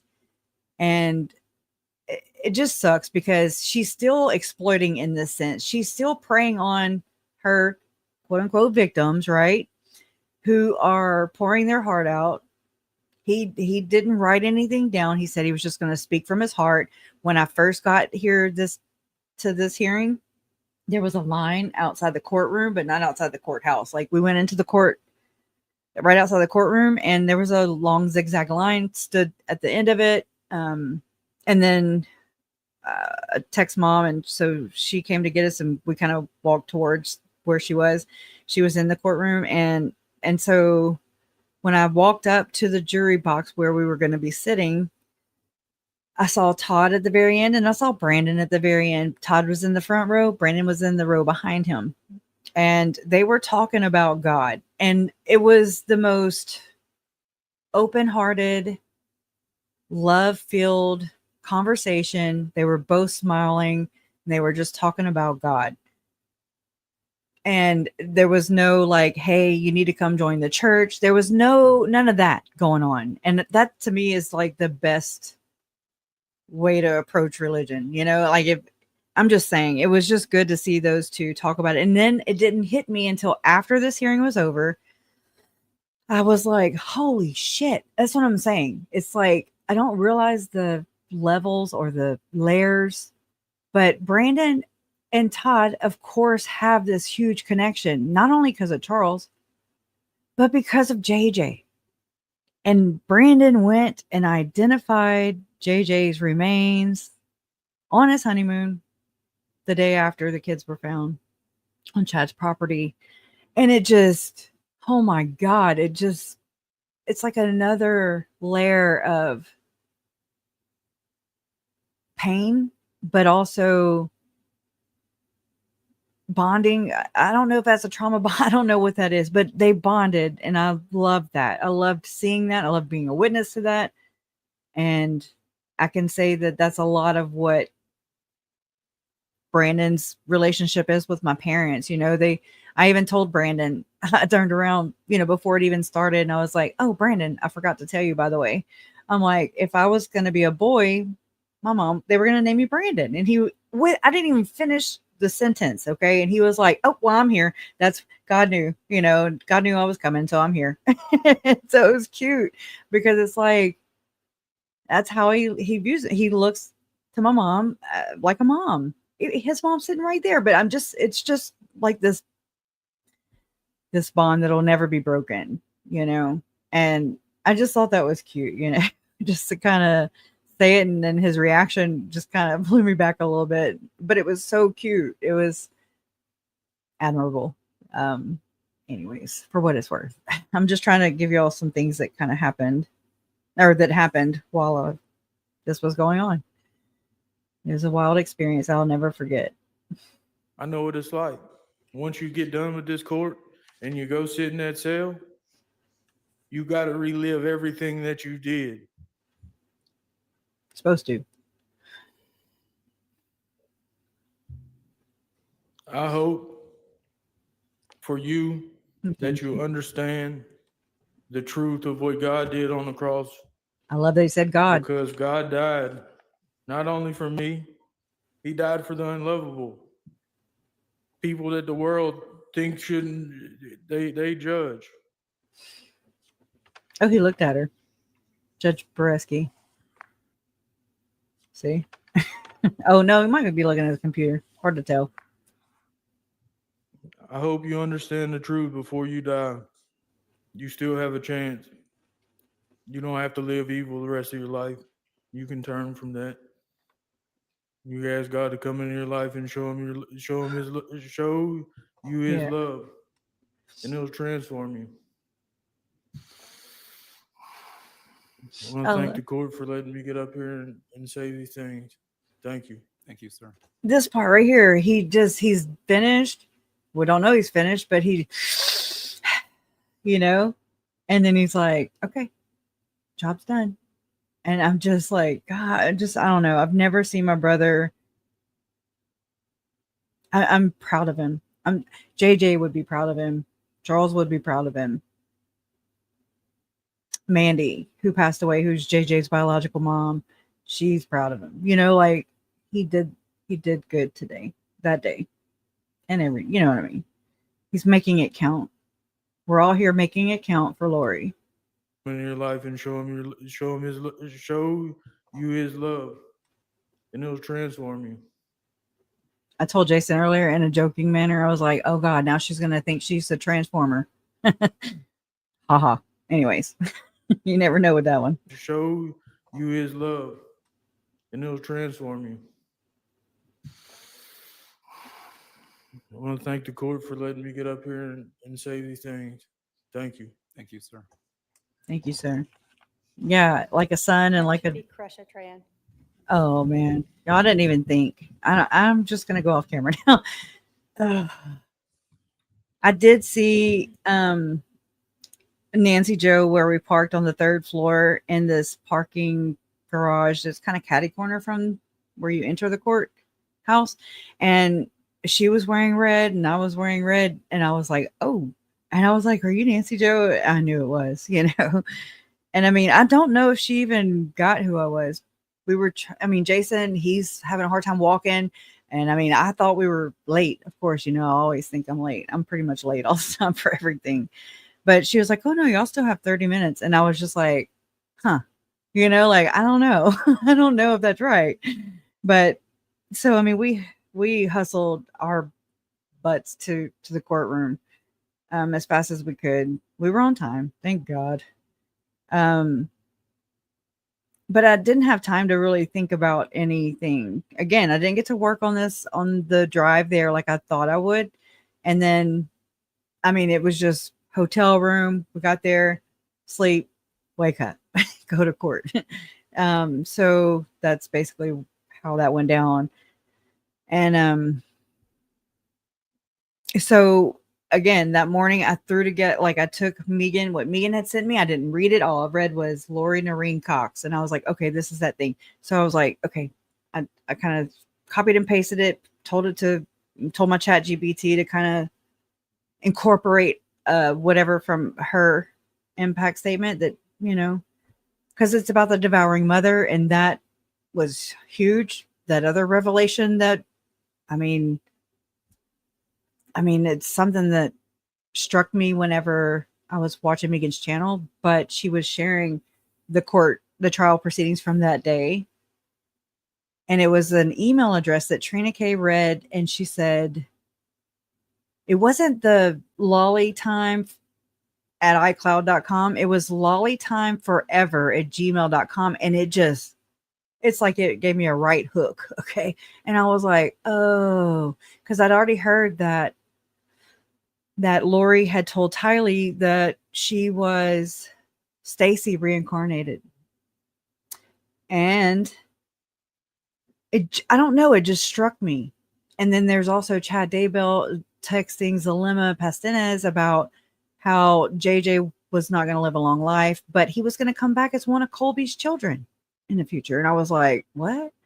It's just those weird things, you know? And so I was just, when I heard lollytimeforever@gmail.com, that forever thing, and it made me think, oh my God. And I remember I sent a text to Megan and I was like, could it be? Hear me out. Okay. Because I know it sounds crazy. It sounds crazy. The things that we've had to even talk about are crazy, certifiable crazy. But it tracks as well. And then there was the guest that Megan had on. I love her. I forget her name off the top of my head. But she had lived with the Cox family for some time and she knew him for like 10 years. And I mean, yes, very validating. And I mean, Rex and Adam were asked that in a very passive aggressive way. Somebody in the comments they said, oh, the other family member that read the victim impact statement, which is, I'm assuming was me, and how I included the part about Lolly. Did Janice? I mean, I'm just saying, did Janice tell her these things? We'll never know because people just can't be upfront and straight up, you know, like it's all so secretive and, oh, that's so crazy. Okay. Is it? I mean, I'm not the one making an AI of a killer, so we can have conversations.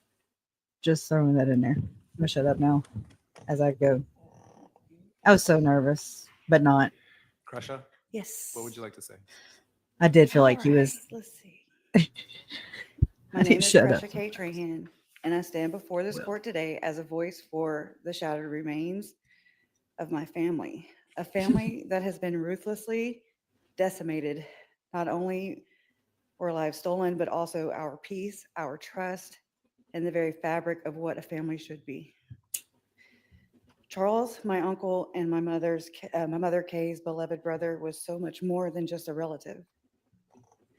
He was a cornerstone of our family.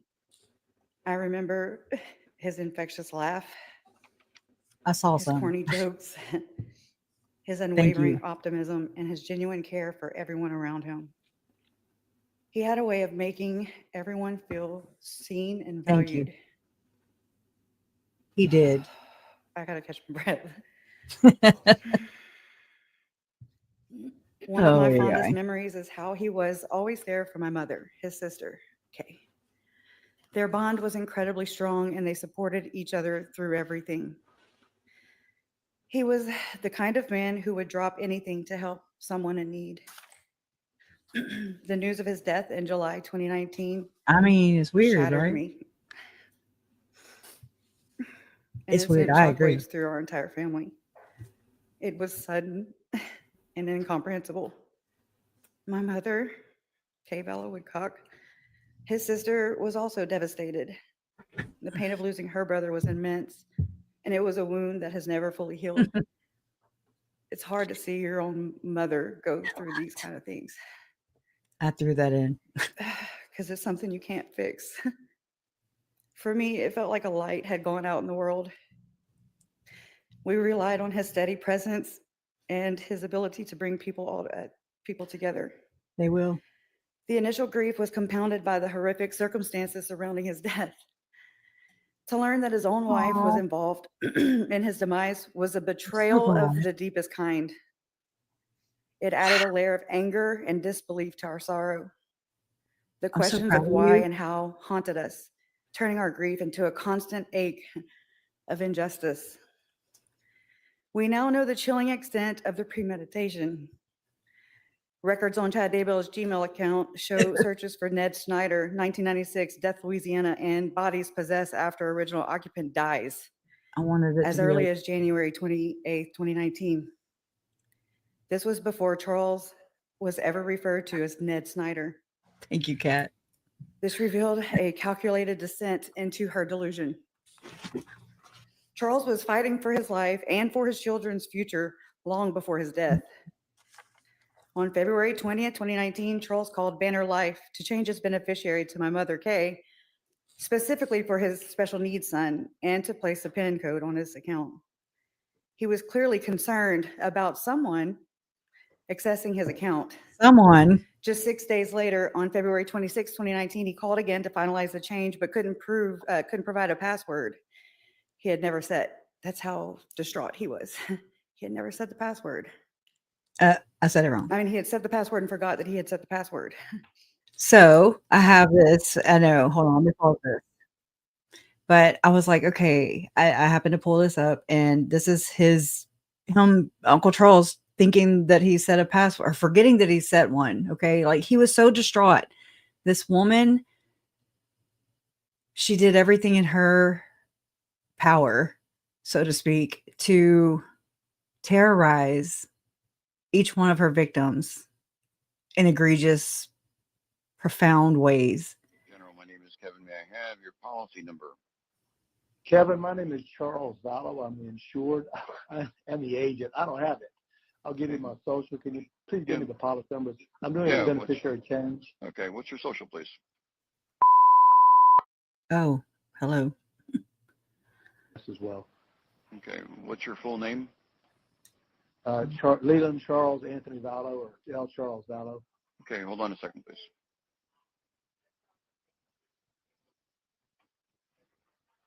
Okay, verify I your date of tried, birth. but I tried. Address, your old address.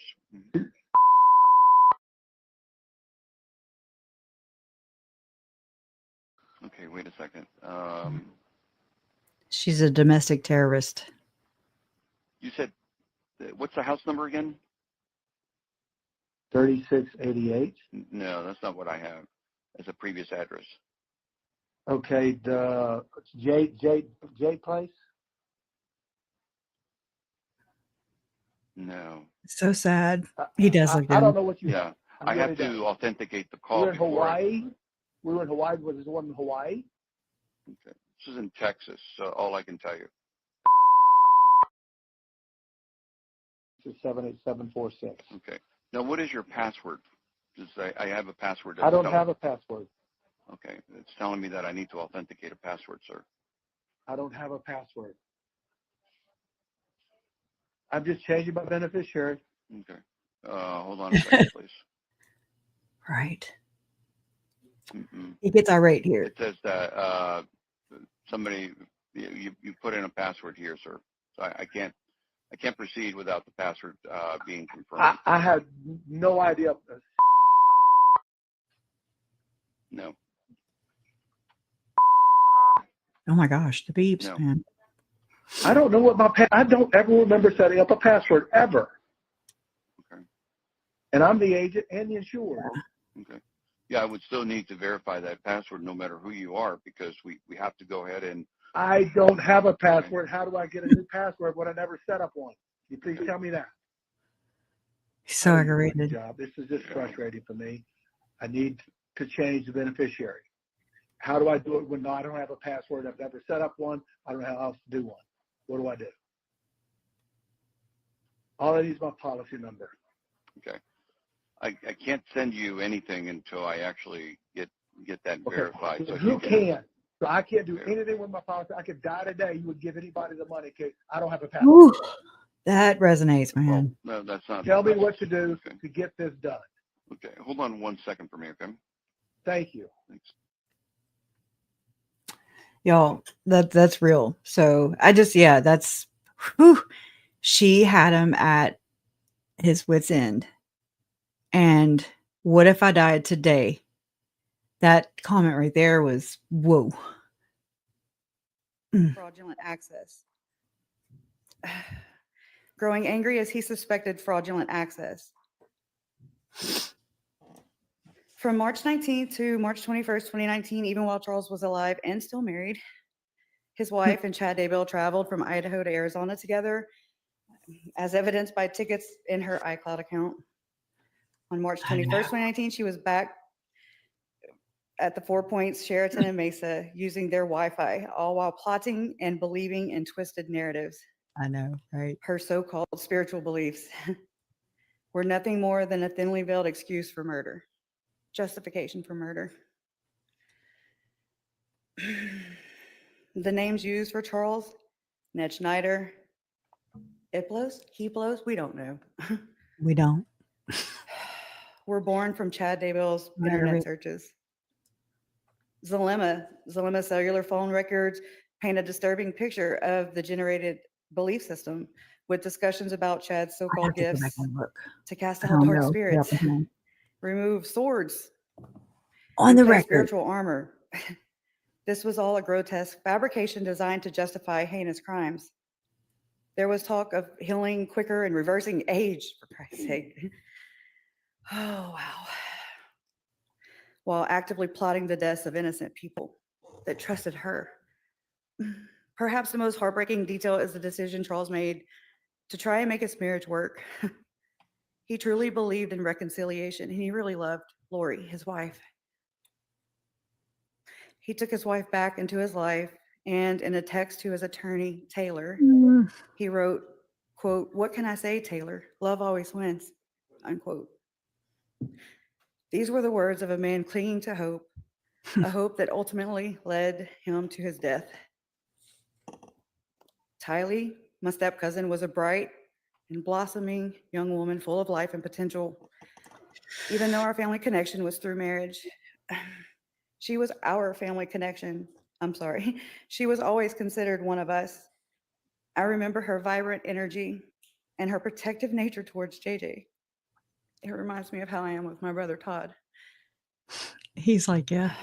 She had dreams of traveling the world and truly living life. She possessed a unique spirit and a kindness that radiated from her. When Tylee disappeared, the initial worry quickly turned into agonizing fear. We desperately hoped for her safe return, clinging to any shred of possibility. The eventual news of her murder was soul-crushing. A stark and brutal end to a life that had barely begun. The pain of knowing her potential was extinguished so violently, it's unbearable. We mourn the. I thought I was really loud, but I was not. I thought I was like, it was so loud in my head. It was like so violently, like it was so different, but it was not.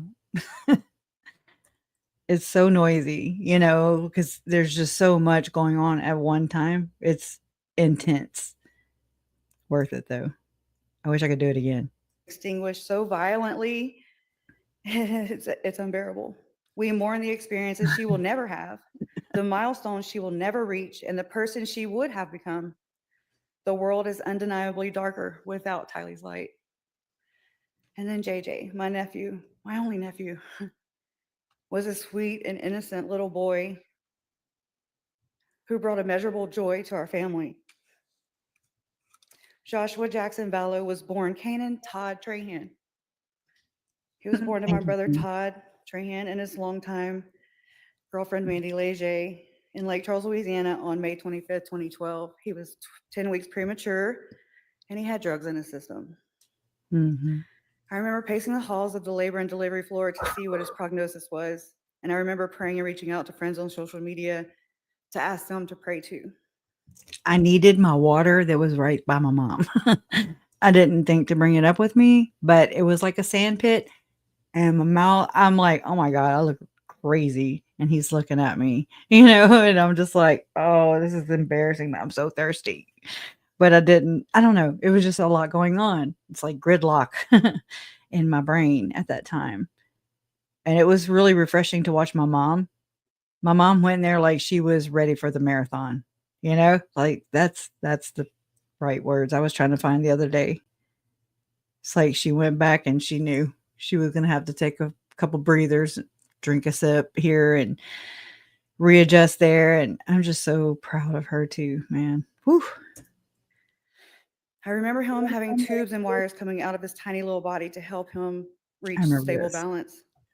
My nephew smashed my own doubts and fought so hard to come into this world. And it's no surprise to me to learn how he fought for his life to stay in this world. When his mother, his uncle, and his mother's side piece. That's Chad. I don't know why. I guess that's confusing to some people. That's her side piece. Chad, Ugh, so gross. Preyed on a 7-year-old autistic boy and snuffed him out. Think about that. Later burying him in a shallow grave in the backyard of her future husband's property. As an autistic child, he had unique challenges, but also unique gifts. His infectious giggle, his love for dinosaurs and planes, and his need for a routine or memories we will forever cherish.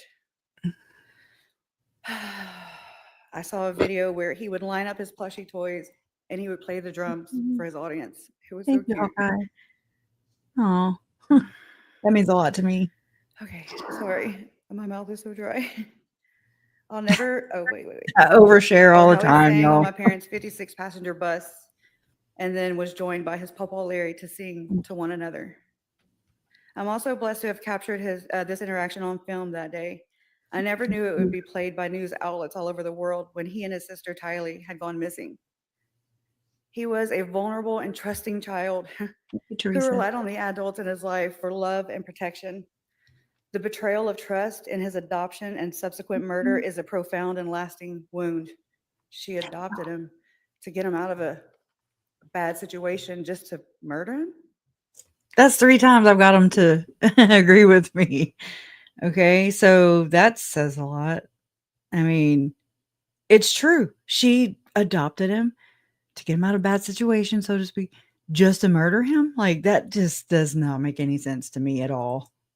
Adoption and to me, that's an overt act. Subsequent murder is a profound and lasting wound. She adopted him to get him out of a bad situation just to murder him? And then I'm aggravated.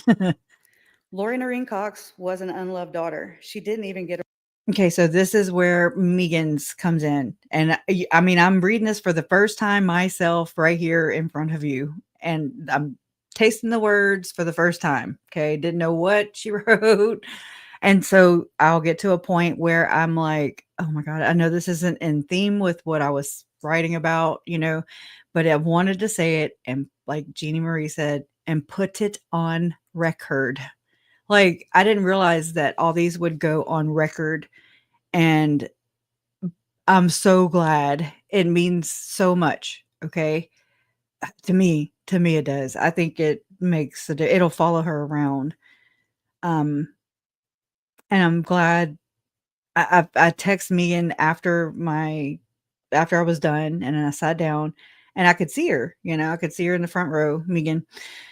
And I was like, "Girl, I did not do your victim impact statement any justice. I'm so sorry." And she she didn't text me back or anything, you know, or at that time, but afterwards she was like, "I'm so grateful," like she was, and I was just like, "Oh my God, I really didn't do any justice." But we got it in, and that's all that mattered. It's on the record, and I'm glad that I feel like Megan would have done it for me or anybody in my family, you know? Like I don't know. But you'll see me jump up back on track, and I'm like, because I kinda look down a little bit, and I'm like, "Yeah, okay. Let me just wrap this up." So I jumped back on, and I didn't even say her last name. I'm like, "I wanna credit Megan." I didn't say Connor. It's just all these things that you wish you could say. I don't know why I didn't say it. It's just one of those things. It's weird. And same thing happened with mom. I shoulda, woulda, coulda kinda thing right there while it's still happening. Her own name. She was never allowed to be herself, an individual with her own identity and her own life. Thank y'all. She was always told she was someone else, living someone else's life. Her mother, in her grief over losing her infant daughter, convinced Megan. herself that Lolly's spirit came back to her in a new body. She convinced herself that she never lost Lolly, Aw, thank you, but baby that bear. Lolly was so special she was allowed to come back to Earth again. And then she was I don't convinced know. that she was Lolly. I don't know, because I can't see her, right? And, I wanna know how she reacted, if she reacted, if she was appalled by especially right there with what I read from Megan. And I did say Megan, so there's not many Megans, I only know one. I know Megans, but I don't know any Megans. It's kinda like Crusha, it's unique. So, I'm so glad. I'm glad, and I hope she squirmed. Whatever. I hope Summer squirmed. I hope they all squirm. They all just denied anyways. That's normal, right? That's par for the course, in my opinion. The reality is that Lolly was lost. The hard truth is that sometimes infants die, and there's no reasoning and no explanation that makes it feel better. Sometimes babies just die. But her mother couldn't sit with that. She couldn't accept that. And so instead, she taught her that she was Laura Lee. She taught her that Laura Lee You're rad. must have had such a special mission that her spirit got to come back in her body. She was taught that she didn't matter. She was taught that she didn't deserve to have her own name, her own life, her own identity. She was devoured. And then to make matters worse, she was violated. I don't know when or how or by whom exactly, but she knows. She knows what happened. She knows who did it to her. She may pretend that it never happened, but the memory of it lives in her cells, and she can't ignore because those feelings come for her and they find her in the quiet moments she wishes would go away. I know what it okay, sorry. Yeah, I'm like, well. I'm gonna skip. That was I'm crediting Megan for that. Here's the final plea for justice. The actions of the defendant have systematically dismantled families, leaving behind a trail of unimaginable grief and trauma. My family, especially my mother and my brother, have endured unspeakable pain because of these Larry actions. like an idiot. We lost a brother, a son, and a nephew. And the lingering fear and sorrow inflicted are a constant heavy burden. Mhm. I implore this court to impose the maximum sentence possible. The defendant deserves to spend the rest of her life incarcerated, held accountable for every life stolen, every heart broken, and every family destroyed. Look at his name. Her calculated cruelty has earned her nothing less than the hardest consequences. Thank you. Let justice finally be served for Charles, Tylee, and JJ. And I can't forget Tammy. I forgot Joe. My I'm uncle so Charles's sorry, last words to God. his attorney about taking his wife back were, I felt so "What can I bad. say, Taylor? Love always wins." In his memory and for the countless lives impacted by these horrific crimes, I hope that justice for once truly wins. Thank you. Thank you. They're probably like, thank God that girl's done. So I do remember the uncle. I don't, it's like his name is slipped my mind right now. Megan knows the name. I want to say Big Daddy or something. I don't know if that's it, but I know who you're talking about. Isn't that interesting? It wasn't Rex. Do you happen to know who Lori's rich uncle is in Texas? I watched something old last night that Lori's cousin and Chad were told to ask rich uncle for bail money. Was it Rex? And it wasn't Rex. It's some Texas. I don't even know if it's a real uncle, honestly. I'm trying to remember. That's like trying to nail Jello to a tree. Me to remember. But it's not Megan's dad. No. I don't even think it's her uncle, which is interesting, right? Boy, it's always around these like rich people, men mainly. At least where I dig. But anyways, that would be interesting. Now I'm gonna go watch it again so I can remember, or I'll text Megan and find out. I might do that now. Let me see. I might have an answer for you soon. But here comes my mom. And I'm so proud of her. This was so big. Or was it mom or was it Jerry? Would be Kay Woodcock. Okay, mom. Brandon's brothers look just like him, too. Yeah. Big in her boys club. Thank you. Thank y'all. Look, she's ready to go testify.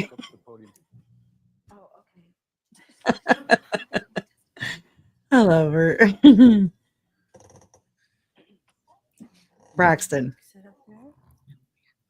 She's talking to the victim's advocate, Nicole, who is thebomb.com. Oh, thank you, love boys. That means a lot too. Yes, Lamisa. Absolutely. So she had her victim impact statement on her laptop here. And yeah. I think she's trying to figure out if it's the right one. Then she had JJ's on a piece of paper and it was in her purse. I didn't know. I needed a water too.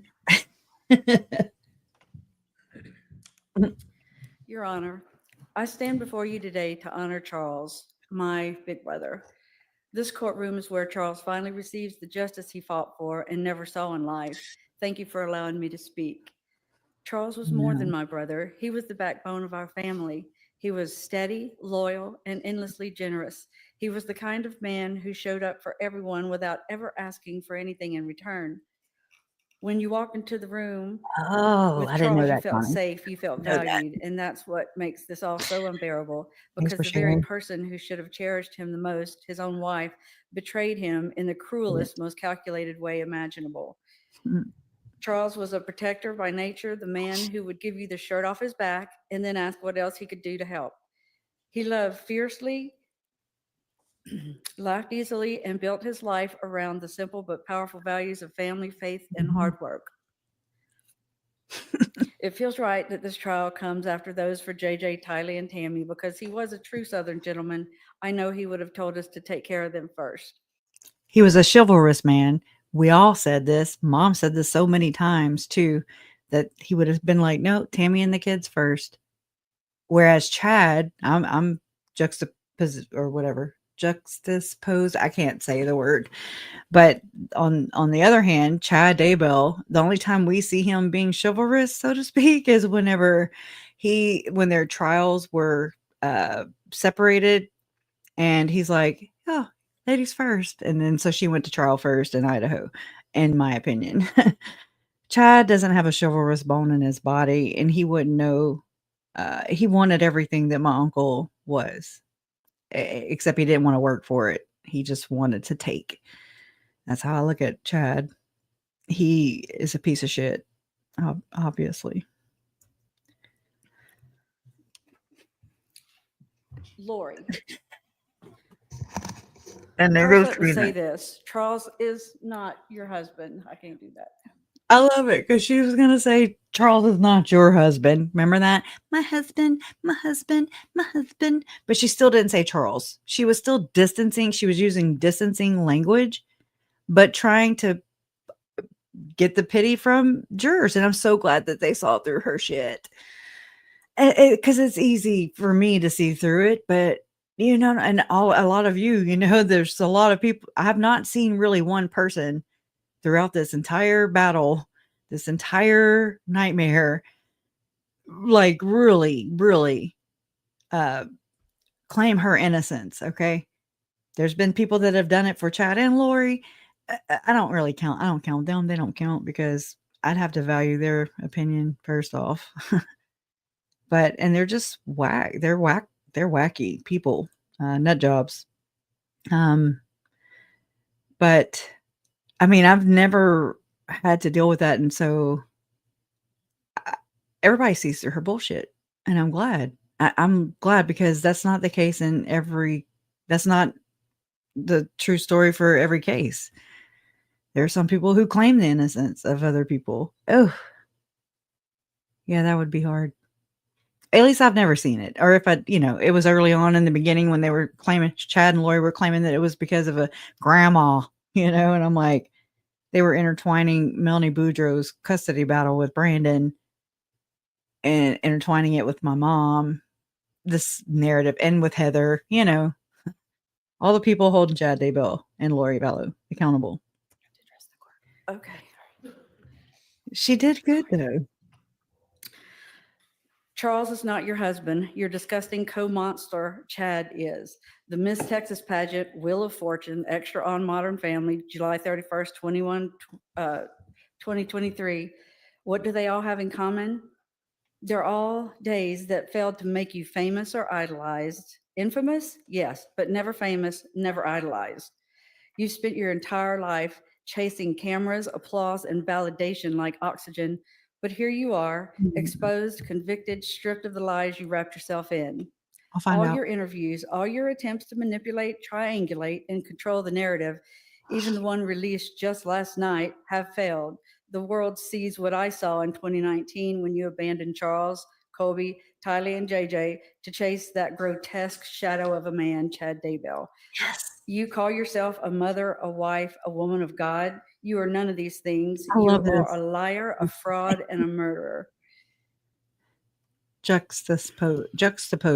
It's hard to say. Did you think you could charm your way out of this? Do you believe people can't see through the lies? Do you honestly think that you are smarter, holier, or more special than everyone else? Oh. You are not.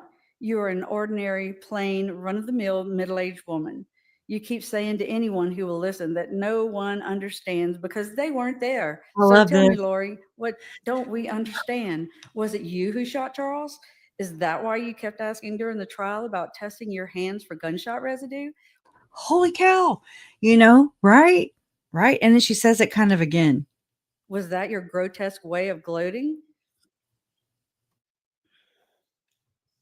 You murdered Charles. You confessed to the conspiracy. Do you think we all missed that? You took his phone and played a childish game of keep away and then tried to sell the world that this was a good reason for Alex or you to shoot him. Or and you. Every single one of us That sitting part. in this courtroom saw right through it. That day started a domino effect, except you tipped the first domino and you kept those dominoes falling until everyone was dead. Charles, Tylee, JJ, Tammy, in the wake of devastation you left. I just have to stop to thank you. Thank you, Jean Marie, first for becoming a member. And Lynn Bree, thank you so much. That's very generous and thoughtful, and I appreciate that. I really do. Okay. All right, let's do this. Okay. My mom was kicking some ass, and I love it. For Colby, for our, and you kept those dominoes falling until everyone was dead. Charles, Tylee, JJ, Tammy, in the wake of devastation you left for Colby, for our entire families, and for an entire community who watched your evil unfold. You asked me during the trial where I was when Charles was murdered. You asked almost every witness if they were there or if they saw with their eyes or heard with their ears you and Alex conspiring to murder my brother.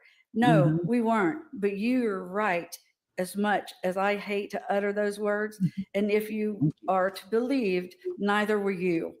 How dare you desecrate the memory of Charles and your children the way you did their bodies? How dare you blame them for your crimes? We all know what happened, Lori. There is no denying it. We've sat in courtrooms, seen the evidence, seen the wreckage you caused. We have listened to the truth tellers. Nothing is taken out of context. Your land of make-believe is just transparent. The facts and the science don't play games.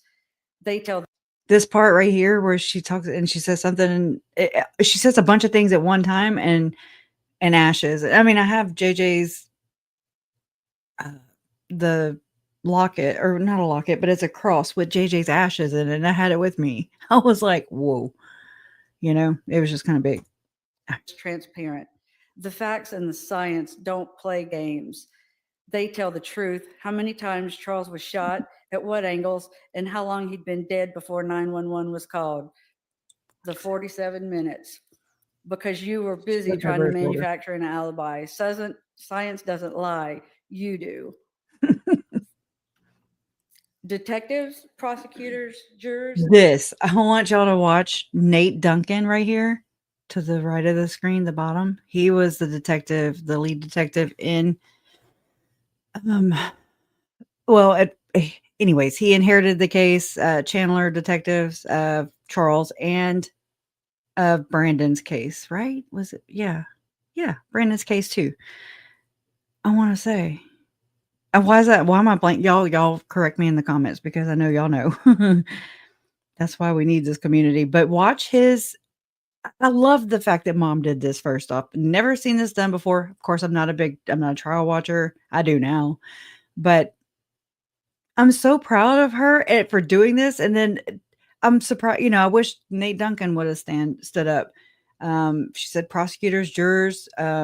So we had 4 detectives from Idaho that were there, that traveled there to watch this go down, and I'm grateful for them being there. It was really cool to see. I love that she did this, man. This was really cool. But watch Detective Duncan's face. It's he's like, oh, like, anyways, let me know what you think. Advocates, the men and women who had to bear witness to this horror, please stand. Look, watch him. Chuck Considas, Eric Wheeler, Ron Look. Ball. He's like, oh. I love it though. Idaho, and they were key in bringing justice And they're to you. standing in line. Love it. Yeah, there's Nancy Joe right here, and there's Megan. Summer would be on this other side, on the defense side, and that's where she's at, behind her sister.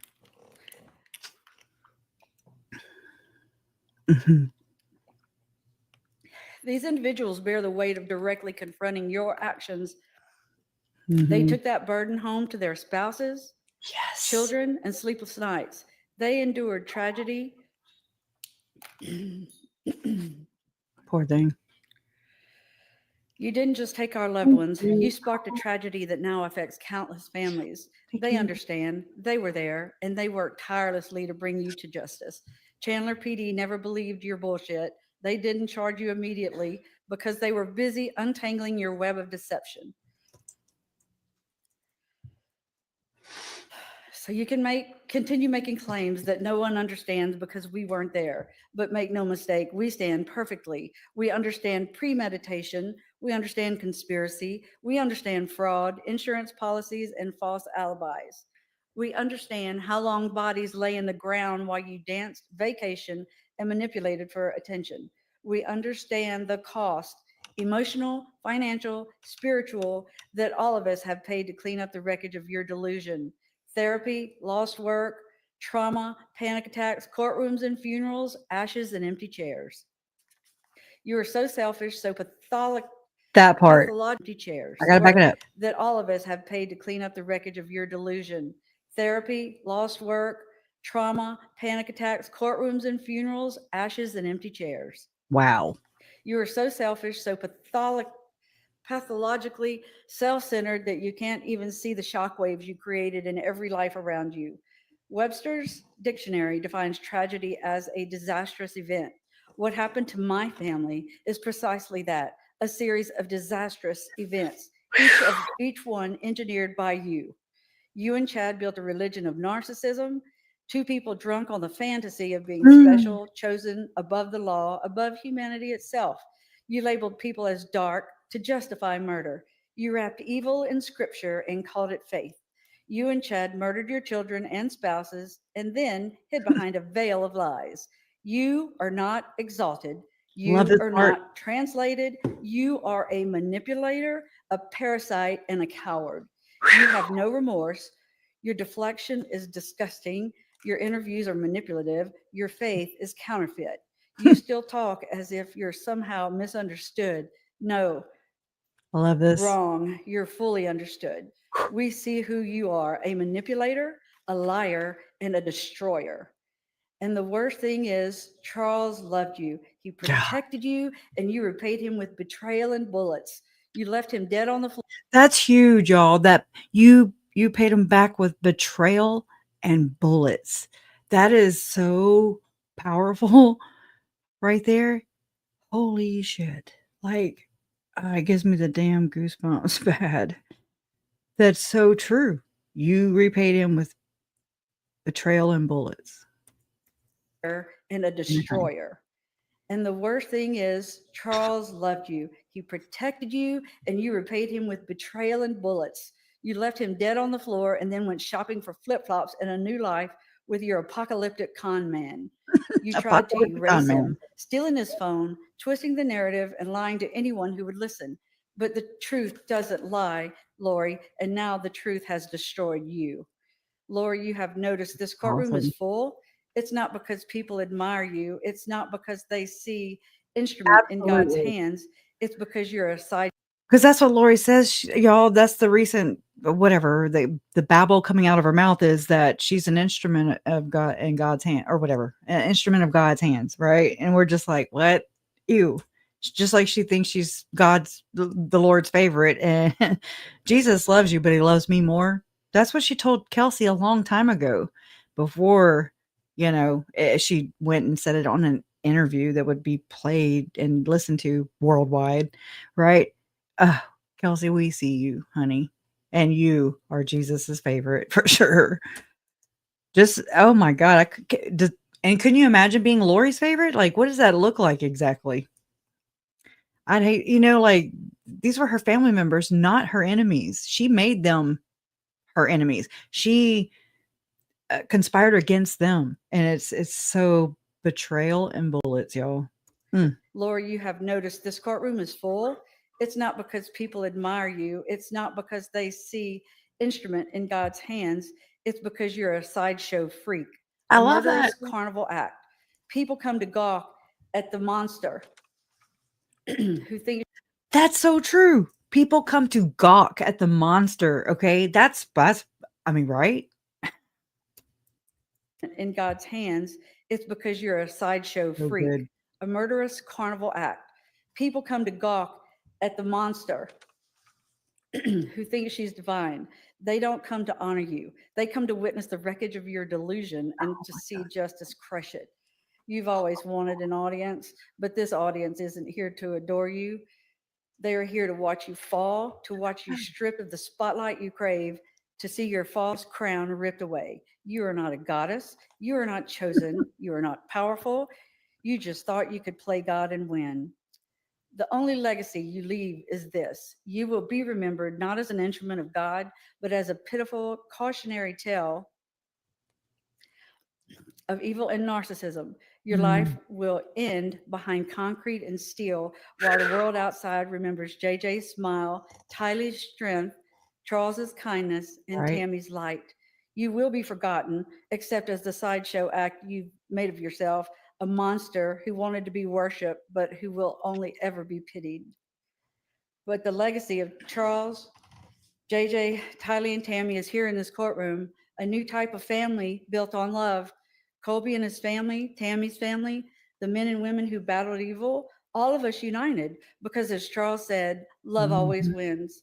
Finally, I want to say this. You once claimed that no one could judge you because they weren't there. Today, everyone is here. The court is here. Justice is here. And now judgment has arrived.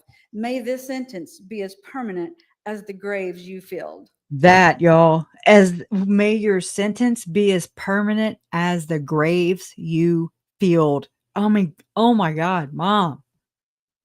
I mean, I'm not just saying that because she's my mom. Like, that is so powerful. Just statement after statement after statement, truth after truth after truth.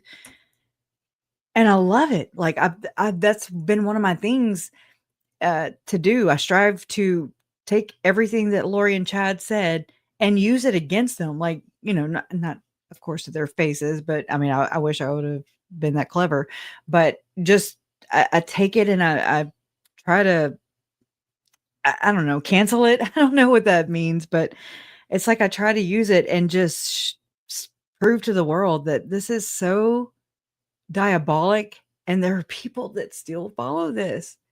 Now, I don't know if they follow Chad and Lori, whatever. Okay. I mean, Chad's bunked up with, or not bunked up exactly, but he communicates with Kohlberger now.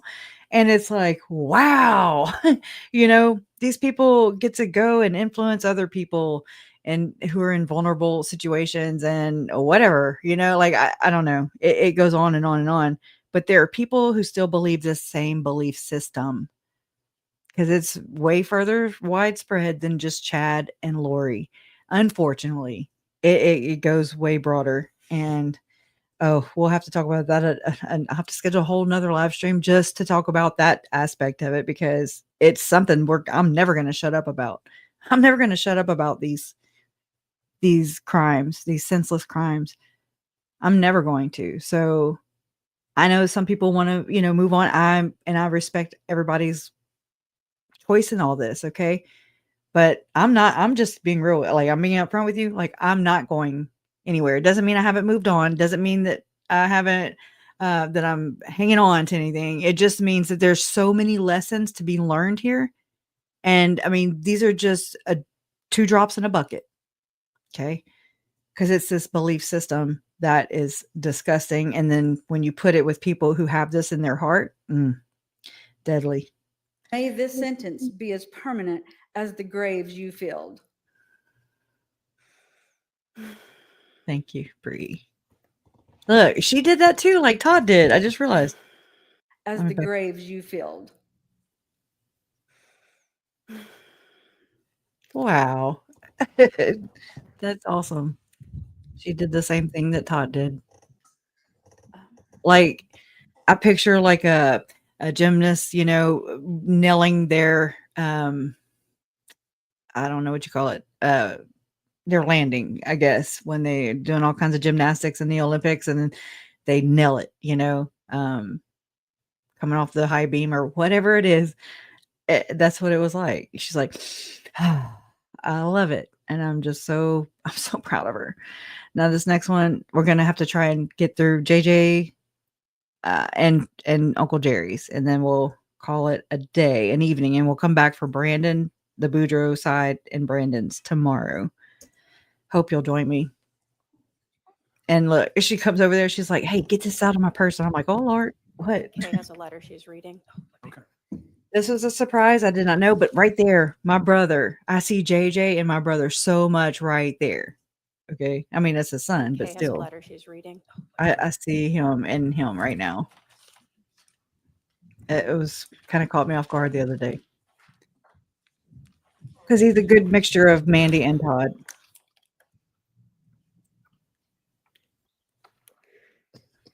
Stuck the landing. Yes. Hi, Judge Boreski. My name is JJ Vallow. I can't be here today to read this letter because I am dead. I was murdered by the defendant, Lori Daybell, or as I used to call her, Mom. Todd started crying. I scooted over into my mom's chair to comfort him, right? That's my brother. And then that's my mom, and she's reading this, and she's speaking in the voice of my nephew, who's no longer here. So I'm going to point out some things that Lori reacted to. You'll be able to believe it because you're not surprised by anything that Lori Daybell does. See, there are a whole lot of tragedies that have happened to my family, and all of them are the result of my mom's actions. See, my daddy was the first of the dominoes to fall the day he was murdered. Yep. Everything good in my world started to crumble. Actually, that's not true. It started before then. It started when she met her co-conspirator, Chad. She abandoned me She rolled for her eyes 72 there. She rolled her eyes there. Just know that. Her whatever. It started when she met her co-conspirator, Chad.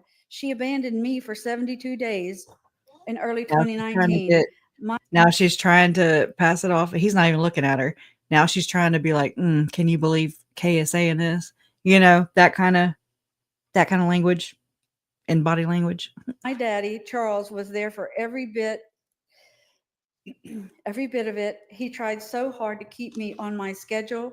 See, I have autism, and that isn't a bad thing. It just means that I needed extra attention and routines because my brain and my body had more energy than you could ever imagine. To help you understand, it might help to tell you about myself. I went to a really cool school and special school called Lawrence Academy. It's Lawrence Institute for Education. And I loved it. I loved my teachers and my classmates. They understood me so well, and I just thrived there. I was able to go to that school because my dad worked so hard and provided me a special education because I am a special boy. I had a best four-legged friend ever, Bailey. Remember when Summer Shiflett in her interview with Janice said that dog was Charles's idea? But really, when Bailey came into the picture, that was the first time JJ was able to go to sleep and sleep all night. And I just really, really not am I only just disappointed in Summer and Janice also, but it throws daggers in the backs of JJ, Charles, Tylee, and Tammy and Joe. It just they twist the knife. And so, boy, I had a best four-legged friend ever, Bailey, my service dog. Bailey went everywhere with me and kept me calm and safe. I loved Bailey so much, but Lori got rid of Bailey after my dad was murdered, but before she murdered me and Tylee. See, my world crumbled without my dad. Here, it's about to start shifting her narrative. To protect me, everything changed. She took me out of my school and told my teachers that my dad committed suicide. She told them on my last day of school. She told me too. I cried all day and just kept saying, my dad's not dead. My dad's not dead. With tears rolling down my face. And this was told by Margaret Trevelyan and JJ's teachers at Life Academy, Lawrence Academy for Education. Okay. That's how she brought him to school that day. She told him that his dad committed suicide, and JJ was saying, my dad's not dead. My dad's not on a business trip. I'm sorry. My dad's not in heaven. He's on a business trip. This is the cruelty and the torture, just some of it. Okay. Like that was being dished out to her own children. I don't understand this creature. And I missed my dad. Now I had lost Bailey, my school.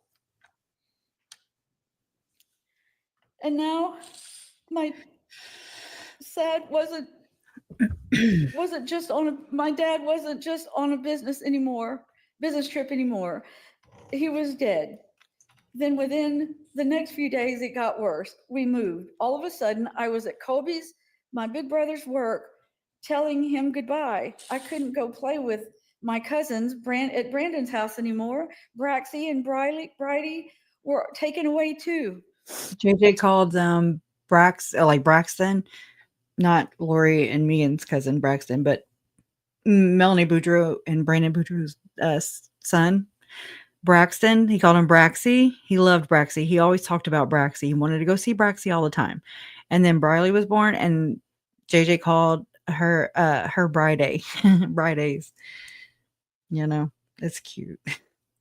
House anymore. Braxy and Bridie were taken away too.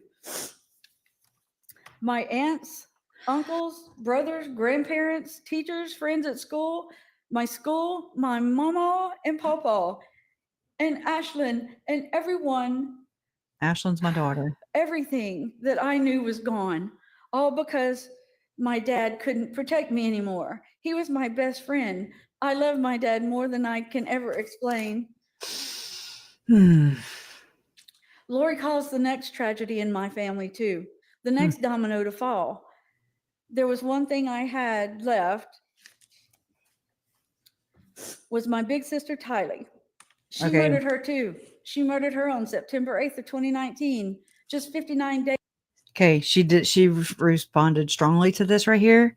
September 8th, 2019. This is when police and investigators and prosecutors allege that Tylee, this is the last day she was ever seen alive at Yellowstone National Park. Okay.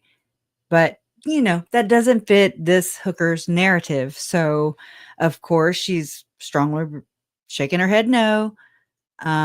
She's going to do the same thing whenever mom says, for JJ. JJ says, that she killed me too on September 23rd. She does not like this because that does not fit her narrative. Okay. Which is asinine, is bizarre. It doesn't jive with evidence. She murdered her too. She murdered her on September 8th of 2019. There was one thing I had left, was my big sister, Tylee. She murdered her too. She murdered her on September 8th of 2019, just 59 days after my dad was murdered. See, we have it all wrong. Just everybody has it all wrong. But she knows the truth. It's gross. Days after she ripped my world apart and took me away from everyone and everything that made me feel safe and secure. Then on September 23rd, 2019, she murdered me. Lori took my dad away. She took away the best man, the protector of me and Tylee. I am dead because she killed him. Amen. He never would have let her hurt me. And I know he died protecting me. He took 6 years for me to be able to have a voice, to be here to say what the death of my dad did to me. I am not a domino that fell in her life. I am Joshua Jackson Vallow. I am the son of Charles Vallow. I should be 13 years old now, but I'm forever 7. Right here, she's not in agreement. She's rolling her eyes. She's about to maybe shake her head no, I don't know. But that is not Lori's narrative. She says that her kids visit her and tell her she didn't do anything wrong. And Joshua is a grown man, because in her version of the afterlife, kind of like what Adam and Rex are doing. They're projecting what their afterlife looks like. Okay, via using an AI avatar, and then Lori's using her victims here and to congratulate, like to pat herself on the back and say that she's doing them a favor. She's done them a favor by killing them so that they could go be busy and do their missions on the other side of the damn veil in the afterlife, in her version of the afterlife, at least. She thinks she's going there for some reason. I don't know why, but I'm going to see if she shakes her head no, because she did not like that mom said, I am forever 7 years old for JJ. And no. I am the son of Charles Vallow. I should be 13 years old now, but I'm forever 7. Nope. Not in Lori's twisted effing world. I'm forever 7. All right. The impact of my father's death was my murder. And Judge. Okay. It is 13 years today that JJ's adoption was finalized. And Now, Mom, after she finished her statement, I'm going to rewind it in just a second, but after she finished her statement and came back and sat down with us, she's like, oh my God. Because I kind of crunched my nose too, because I was like, 13 years, he would be 13 years old. I knew it. Like, they took custody of JJ before he was ever adopted, before the finalization took place. He was an infant. He was like 9 months old. But oh my God, the adoption was not finalized until this day, July 25th, 11 years. Like, okay, so JJ would be 13. It was finalized 11 years. She was like, oh my God, I said the wrong time. And I'm like, Mom, it's okay. She makes stuff up all the time. You know, yours was just by accident. But that's soul crushing, you know? That JJ's adoption was finalized. Oh, crap. And they my murder. And Judge, it is 13 years today that JJ's adoption was finalized, and they moved him immediately right away to Hawaii. And I hope you remember that. I trusted you. Now, she looked at Lori and kind of like she did earlier, except she didn't turn with a computer or anything. She was walking away, like she was putting the letter, you know, folding the letter back up or whatever. And she turned, and as she was walking away, she turned and looked at Lori and she said, I trusted you. And I mean, you heard it echo, and it echoed. But she immediately like knew that, you know, like, okay, I can't do that. That's as far as I can go. But she had to get that out. And I'm glad. She deserves to get her ass handed to her every day for the rest of her life, in my opinion. I'm talking about Lori now. But, you know, it's like, I'm just glad that Mom got to say that. I was not expecting that. I'm glad she did it. I'm here to support her 144,000%. They trusted her. I trusted her. We all Todd trusted her, and we trusted her. And it's a betrayal. That's the underlying theme here, is the betrayal. And we're not even the firsthand victims, you know. I don't consider myself a victim, period. But you know what I'm saying? Like, she's so shitty of a person. She hates herself so much. She does not know how to love. Or, you know, I mean, you can look at it like she loves herself so much, or I look at it as she doesn't love herself at all. Because when you love, you know, when you healthily love yourself, then you can love other people. You can allow other people to love you. There's something that hurt her somewhere down the road, early in life, I'm sure. That's my guess. And so, just like Jody Hildebrandt, just taking it out on other people. And it's gross, and it's sadistic, and it is generational trauma that was never dealt with, never acknowledged, never freaking dealt with. The reality of life was never dealt with. And here we are. It's so gross and hurtful. And to hear her, like, yeah, my mom and my brother are crying now. And I'm just like, oh my God. I just, it makes me want to go punch her. And then again. And my Uncle Jerry, y'all. This is my pot aunt. He's my godfather. Charles' little brother. His big brother. Good morning, Your Honor. Good morning. My name is Jerry Vallow. Charles was my big brother. And wasn't but a few weeks ago, I was sitting out in my garage with the door open. It was raining a little bit, listening to the fireworks in the distance. And all I could think about was everything I've lost and why. And I kept making excuses not to write a statement. But the truth is, there are no words big enough for the impact this has had. And yet here I am. I am a veteran.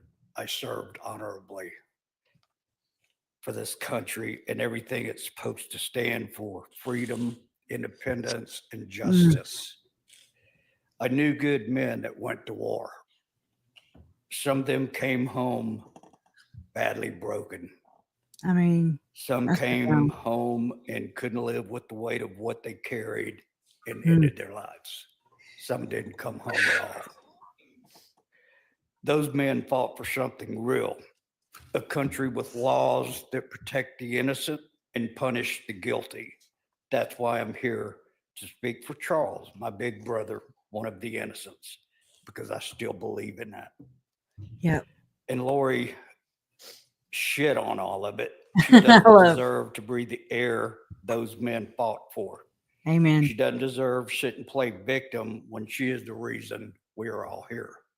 Yep. When I came home from my service overseas, Charles invited me to live with him. He offered a home and support until I adjusted to civilian life again.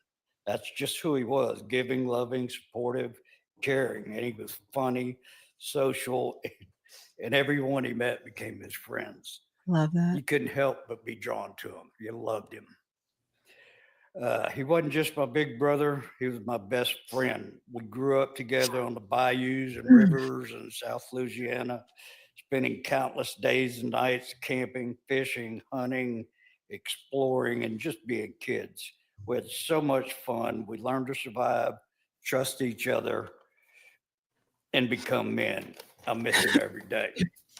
He was a devoted father, a teacher, someone who guided and loved his kids with every fiber of his being. All 5 of his children meant the world to him. And he spent his last months fighting for Tylee and JJ because he was a protector.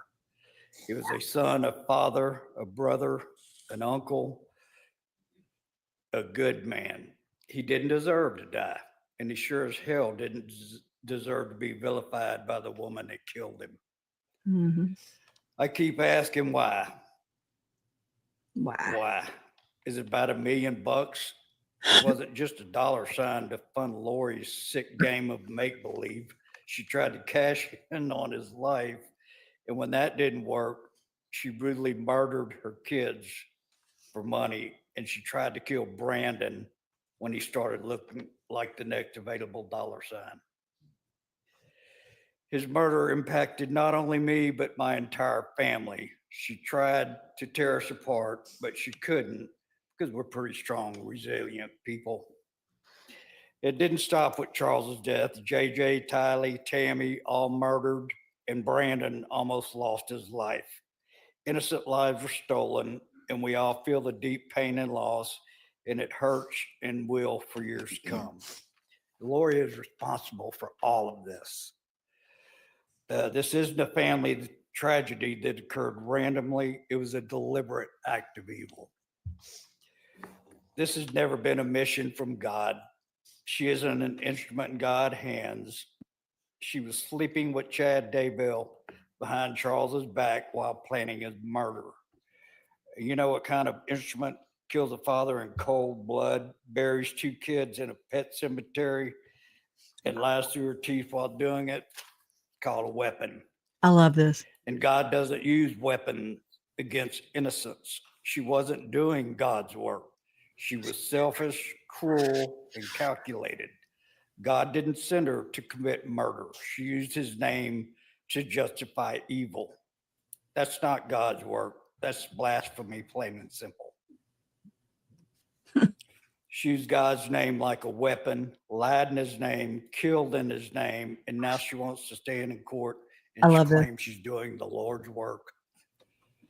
She's not some misunderstood woman. She's not some grief-stricken mother. She's not a victim of this story. She wrote her own disgusting make-believe story, and she wrote it in blood. No, I look, and I'm checking myself because the other day when he said blood, I thought she smiled a little bit. Let me look. Yeah, she did. That's something I just kind of caught. So I don't know. Nobody else is looking at her. Okay. She's not a victim of this story. She wrote her own disgusting make-believe story, and she wrote it in blood. There it is. You see what I'm saying? I know it's just micro expressions, but these are the things that catch my eye. And she's sadistic. She's sadistic. She's a sadist, amongst other things.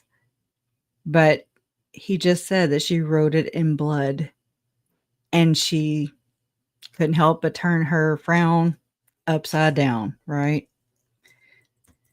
Make sure I'm not seeing Not a things. victim of this story.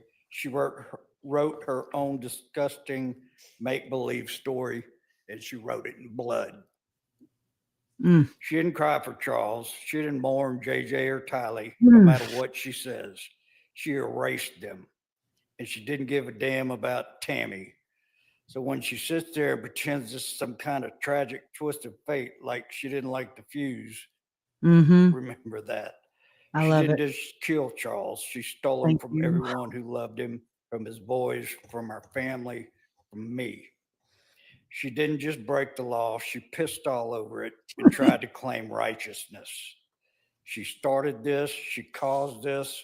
She wasn't caught in some domino effect. She pushed the first one. They kept pushing till there was none left standing. I love it. She twisted everything: God, family, and loves. And if she thinks she can twist justice too, don't let her. I love that part. Don't let her Hold on. twist away from God. Yeah, Uncle Jerry has a way with his words too. And I mean, he uses colorful words like I do, or I do. I use colorful words like he does. But he kept it pretty clean. He said shit all over it and pissed all over it. And I mean, I agree. Okay. That's just Uncle Jerry. But I also agree with it. And I love his style. I love what he's saying here. I love how he is bringing Uncle Charles to life, humanizing him when all she does is minimize and dehumanize her kids, her Tylee, JJ, Charles, Tammy, and Joe and others. You know, like Brandon. There was none left standing. She twisted everything: God, family, and loves. And if she thinks she can twist justice too, Don't let her. Love it. Don't let her twist away from what she did. She murdered my brother Charles. Give her what she's earned. I mean, come on. Y'all, I'm so proud of my Judge, family. next we have Brandon Boudreaux's family and Brandon who'd like to speak on behalf of their case. Okay. And my Aunt Melanie. Starting Y'all. with Teresa and Carlson Boudreaux. So tomorrow we will pick up where we're leaving off right now. And I love this family, y'all. I mean, they're just the salt of the earth people. For real. And I mean, to know that Melanie Boudreaux, which I've shared this before, but I'm gonna share it again because it needs to be shared. And I mean, this was my take on it. You can do with it what you will. But whenever we were done with the victim and the sentence was handed down, the sentences, he adjourned and we went into this like room off the back of the courtroom. And it was just the Boudreaux family. I mean, it was a lot of us. Okay. Boudreaux, Vallows, Megan was in there, just all of us, all family. Okay. I want to say Nancy Joe was in there too, but I'm blanking on that right now. But Aunt Vicky was in there, her husband. Anyway, so we were all in there. And then Trina Kay and Nicole, her victim's advocate, came in there and they thanked us. Trina thanked us. Which, I mean, it was powerful. And we were just like thanking her, thanking them. And, and she was talking about how Lori had lost the privilege to her tablet because of contraband. And she was like, I'm stirring the pot. So she is a pot stirrer. Trina K is a pot stirrer. Okay. And we are here for it. I know we are. A lot of this, y'all, it helped mend my distrust in the system. Not everybody gets this though. And I mean, I'm here to be a voice for those who don't,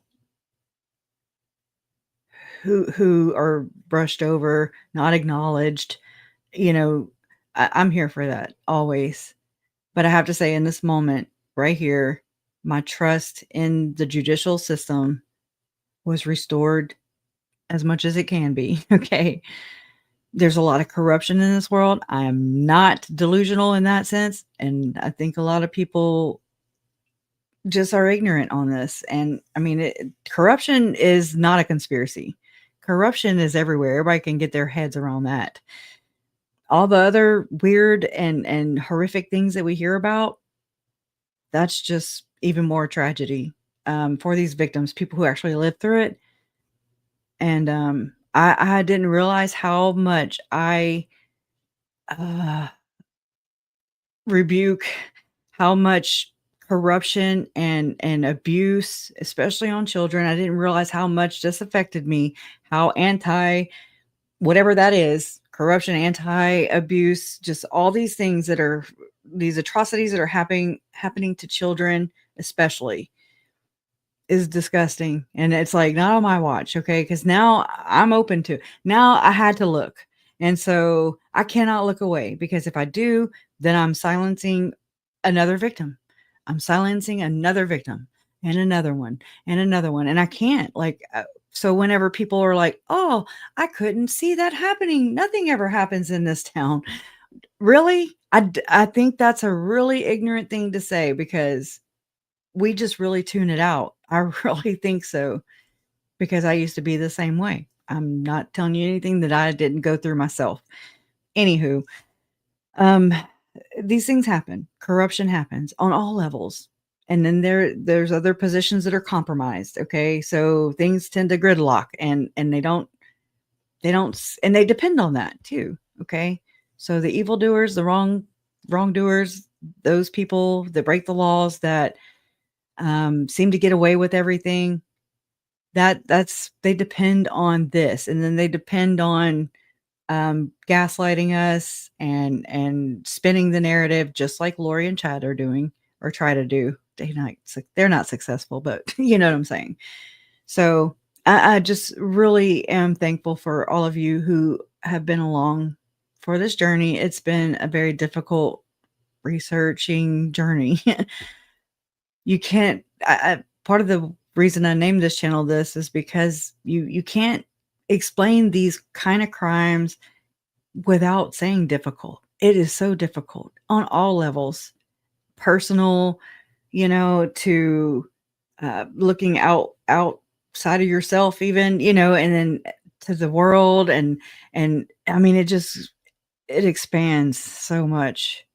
There's so many layers to this. And so it's not a one-off, and oh, okay. No, there's so many things that failed my family, and just, I don't know. It's profound how many cracks they slip through.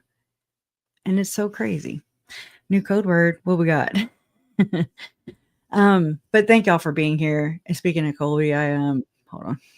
I pulled something up allegedly, because this cracks me up. I forget who shared this with me, but thank you, because here is for a little palette cleanser. Okay. And Colby does it, right? This is, I forget how, I can't even say it like he says it. You'll see. What was that? Won't be summadibity is exactly what that motherfucker just said. Let's try that again. Let me back it up.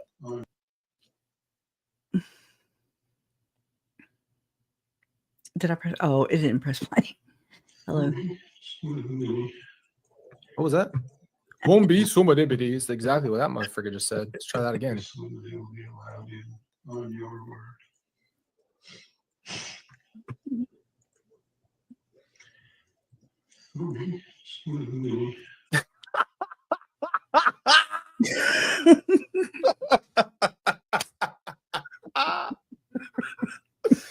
What are you doing?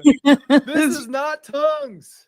No. You are speaking pure gibberish. Womdy, swimmanimity. I can't even say it. And that's not funny, but he just tried. I think he tried to speak in tongues for real. That's so blasphemous to God. Oh God. You can't make it up. That speaking in tongues is not you going. I can't even do it. Everybody who knows anything about the Bible is listening to Thank you, this Nina. and never ever let a human being talk to you like this and believe it. You ready for Hold on, here we go.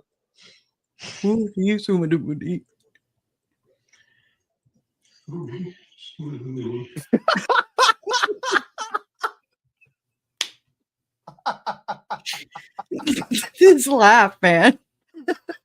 Oh my gosh. I can't handle this. Moom D, swim with them D. Yeah. Stupid. Because they're so dumb. And so yeah, don't feel bad for laughing, Colby. I'm laughing right behind you, trust me. Y'all are too. And they deserve to be laughed at because that's disgusting what they do, what they try to do. And we'll end with this, okay? All right, so see you tomorrow, 7:30 p.m. Central time, okay? Central is what I meant to say, but I don't know. Some kind of southern slang just come out. Speaking in tongues, right? Anyways, all right. Making a mistake, we need to face up to it. We need to tell the truth. That is integrity, telling the truth and honoring promises no matter the consequences.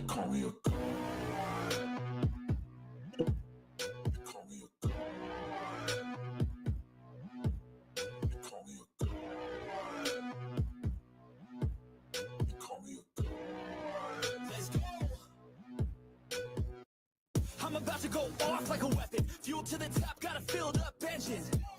In my thoughts, obsession. I will not stop, no, I'm never second guessing. I got a God complex. Haters love to hate, but I never feel pressed. Got a lot on my plate, but I never get stressed. I'll take all the pressure like I'm acing this test. Tear it up like I'm Jason. I see the world like it's ready for the taking. I see this place like a game I'm playing. Straight to the bank to collect my payments. No negotiations, it's my way, I was born impatient. And like a damn Freemason, I'll run this nation. They call me a They call me a They call me a They call me a I don't know how to stop. I just go till I drop. Whether it's working or shots, give it all that I got. You can watch me work in my element. Anyone in the way is irrelevant. Wanna cross me, cool, not intelligent. Cause I don't forget shit like an elephant. Go ahead and tempt me. Put it on the line and you'll come up empty. If I got time, I'm deadly. Never caught off guard, no, I'm always ready. I got a hand real steady. Look me in the eye and you'll see no hezzy. About to get real messy. I'll put you in a grave 6 feet like Kenny. Call me a Call me a Call me a I'm called of God. Called of God. And Tim Ballard told me he'd been called of God. Some wild-eyed prophet like... Love me tender, love me sweet.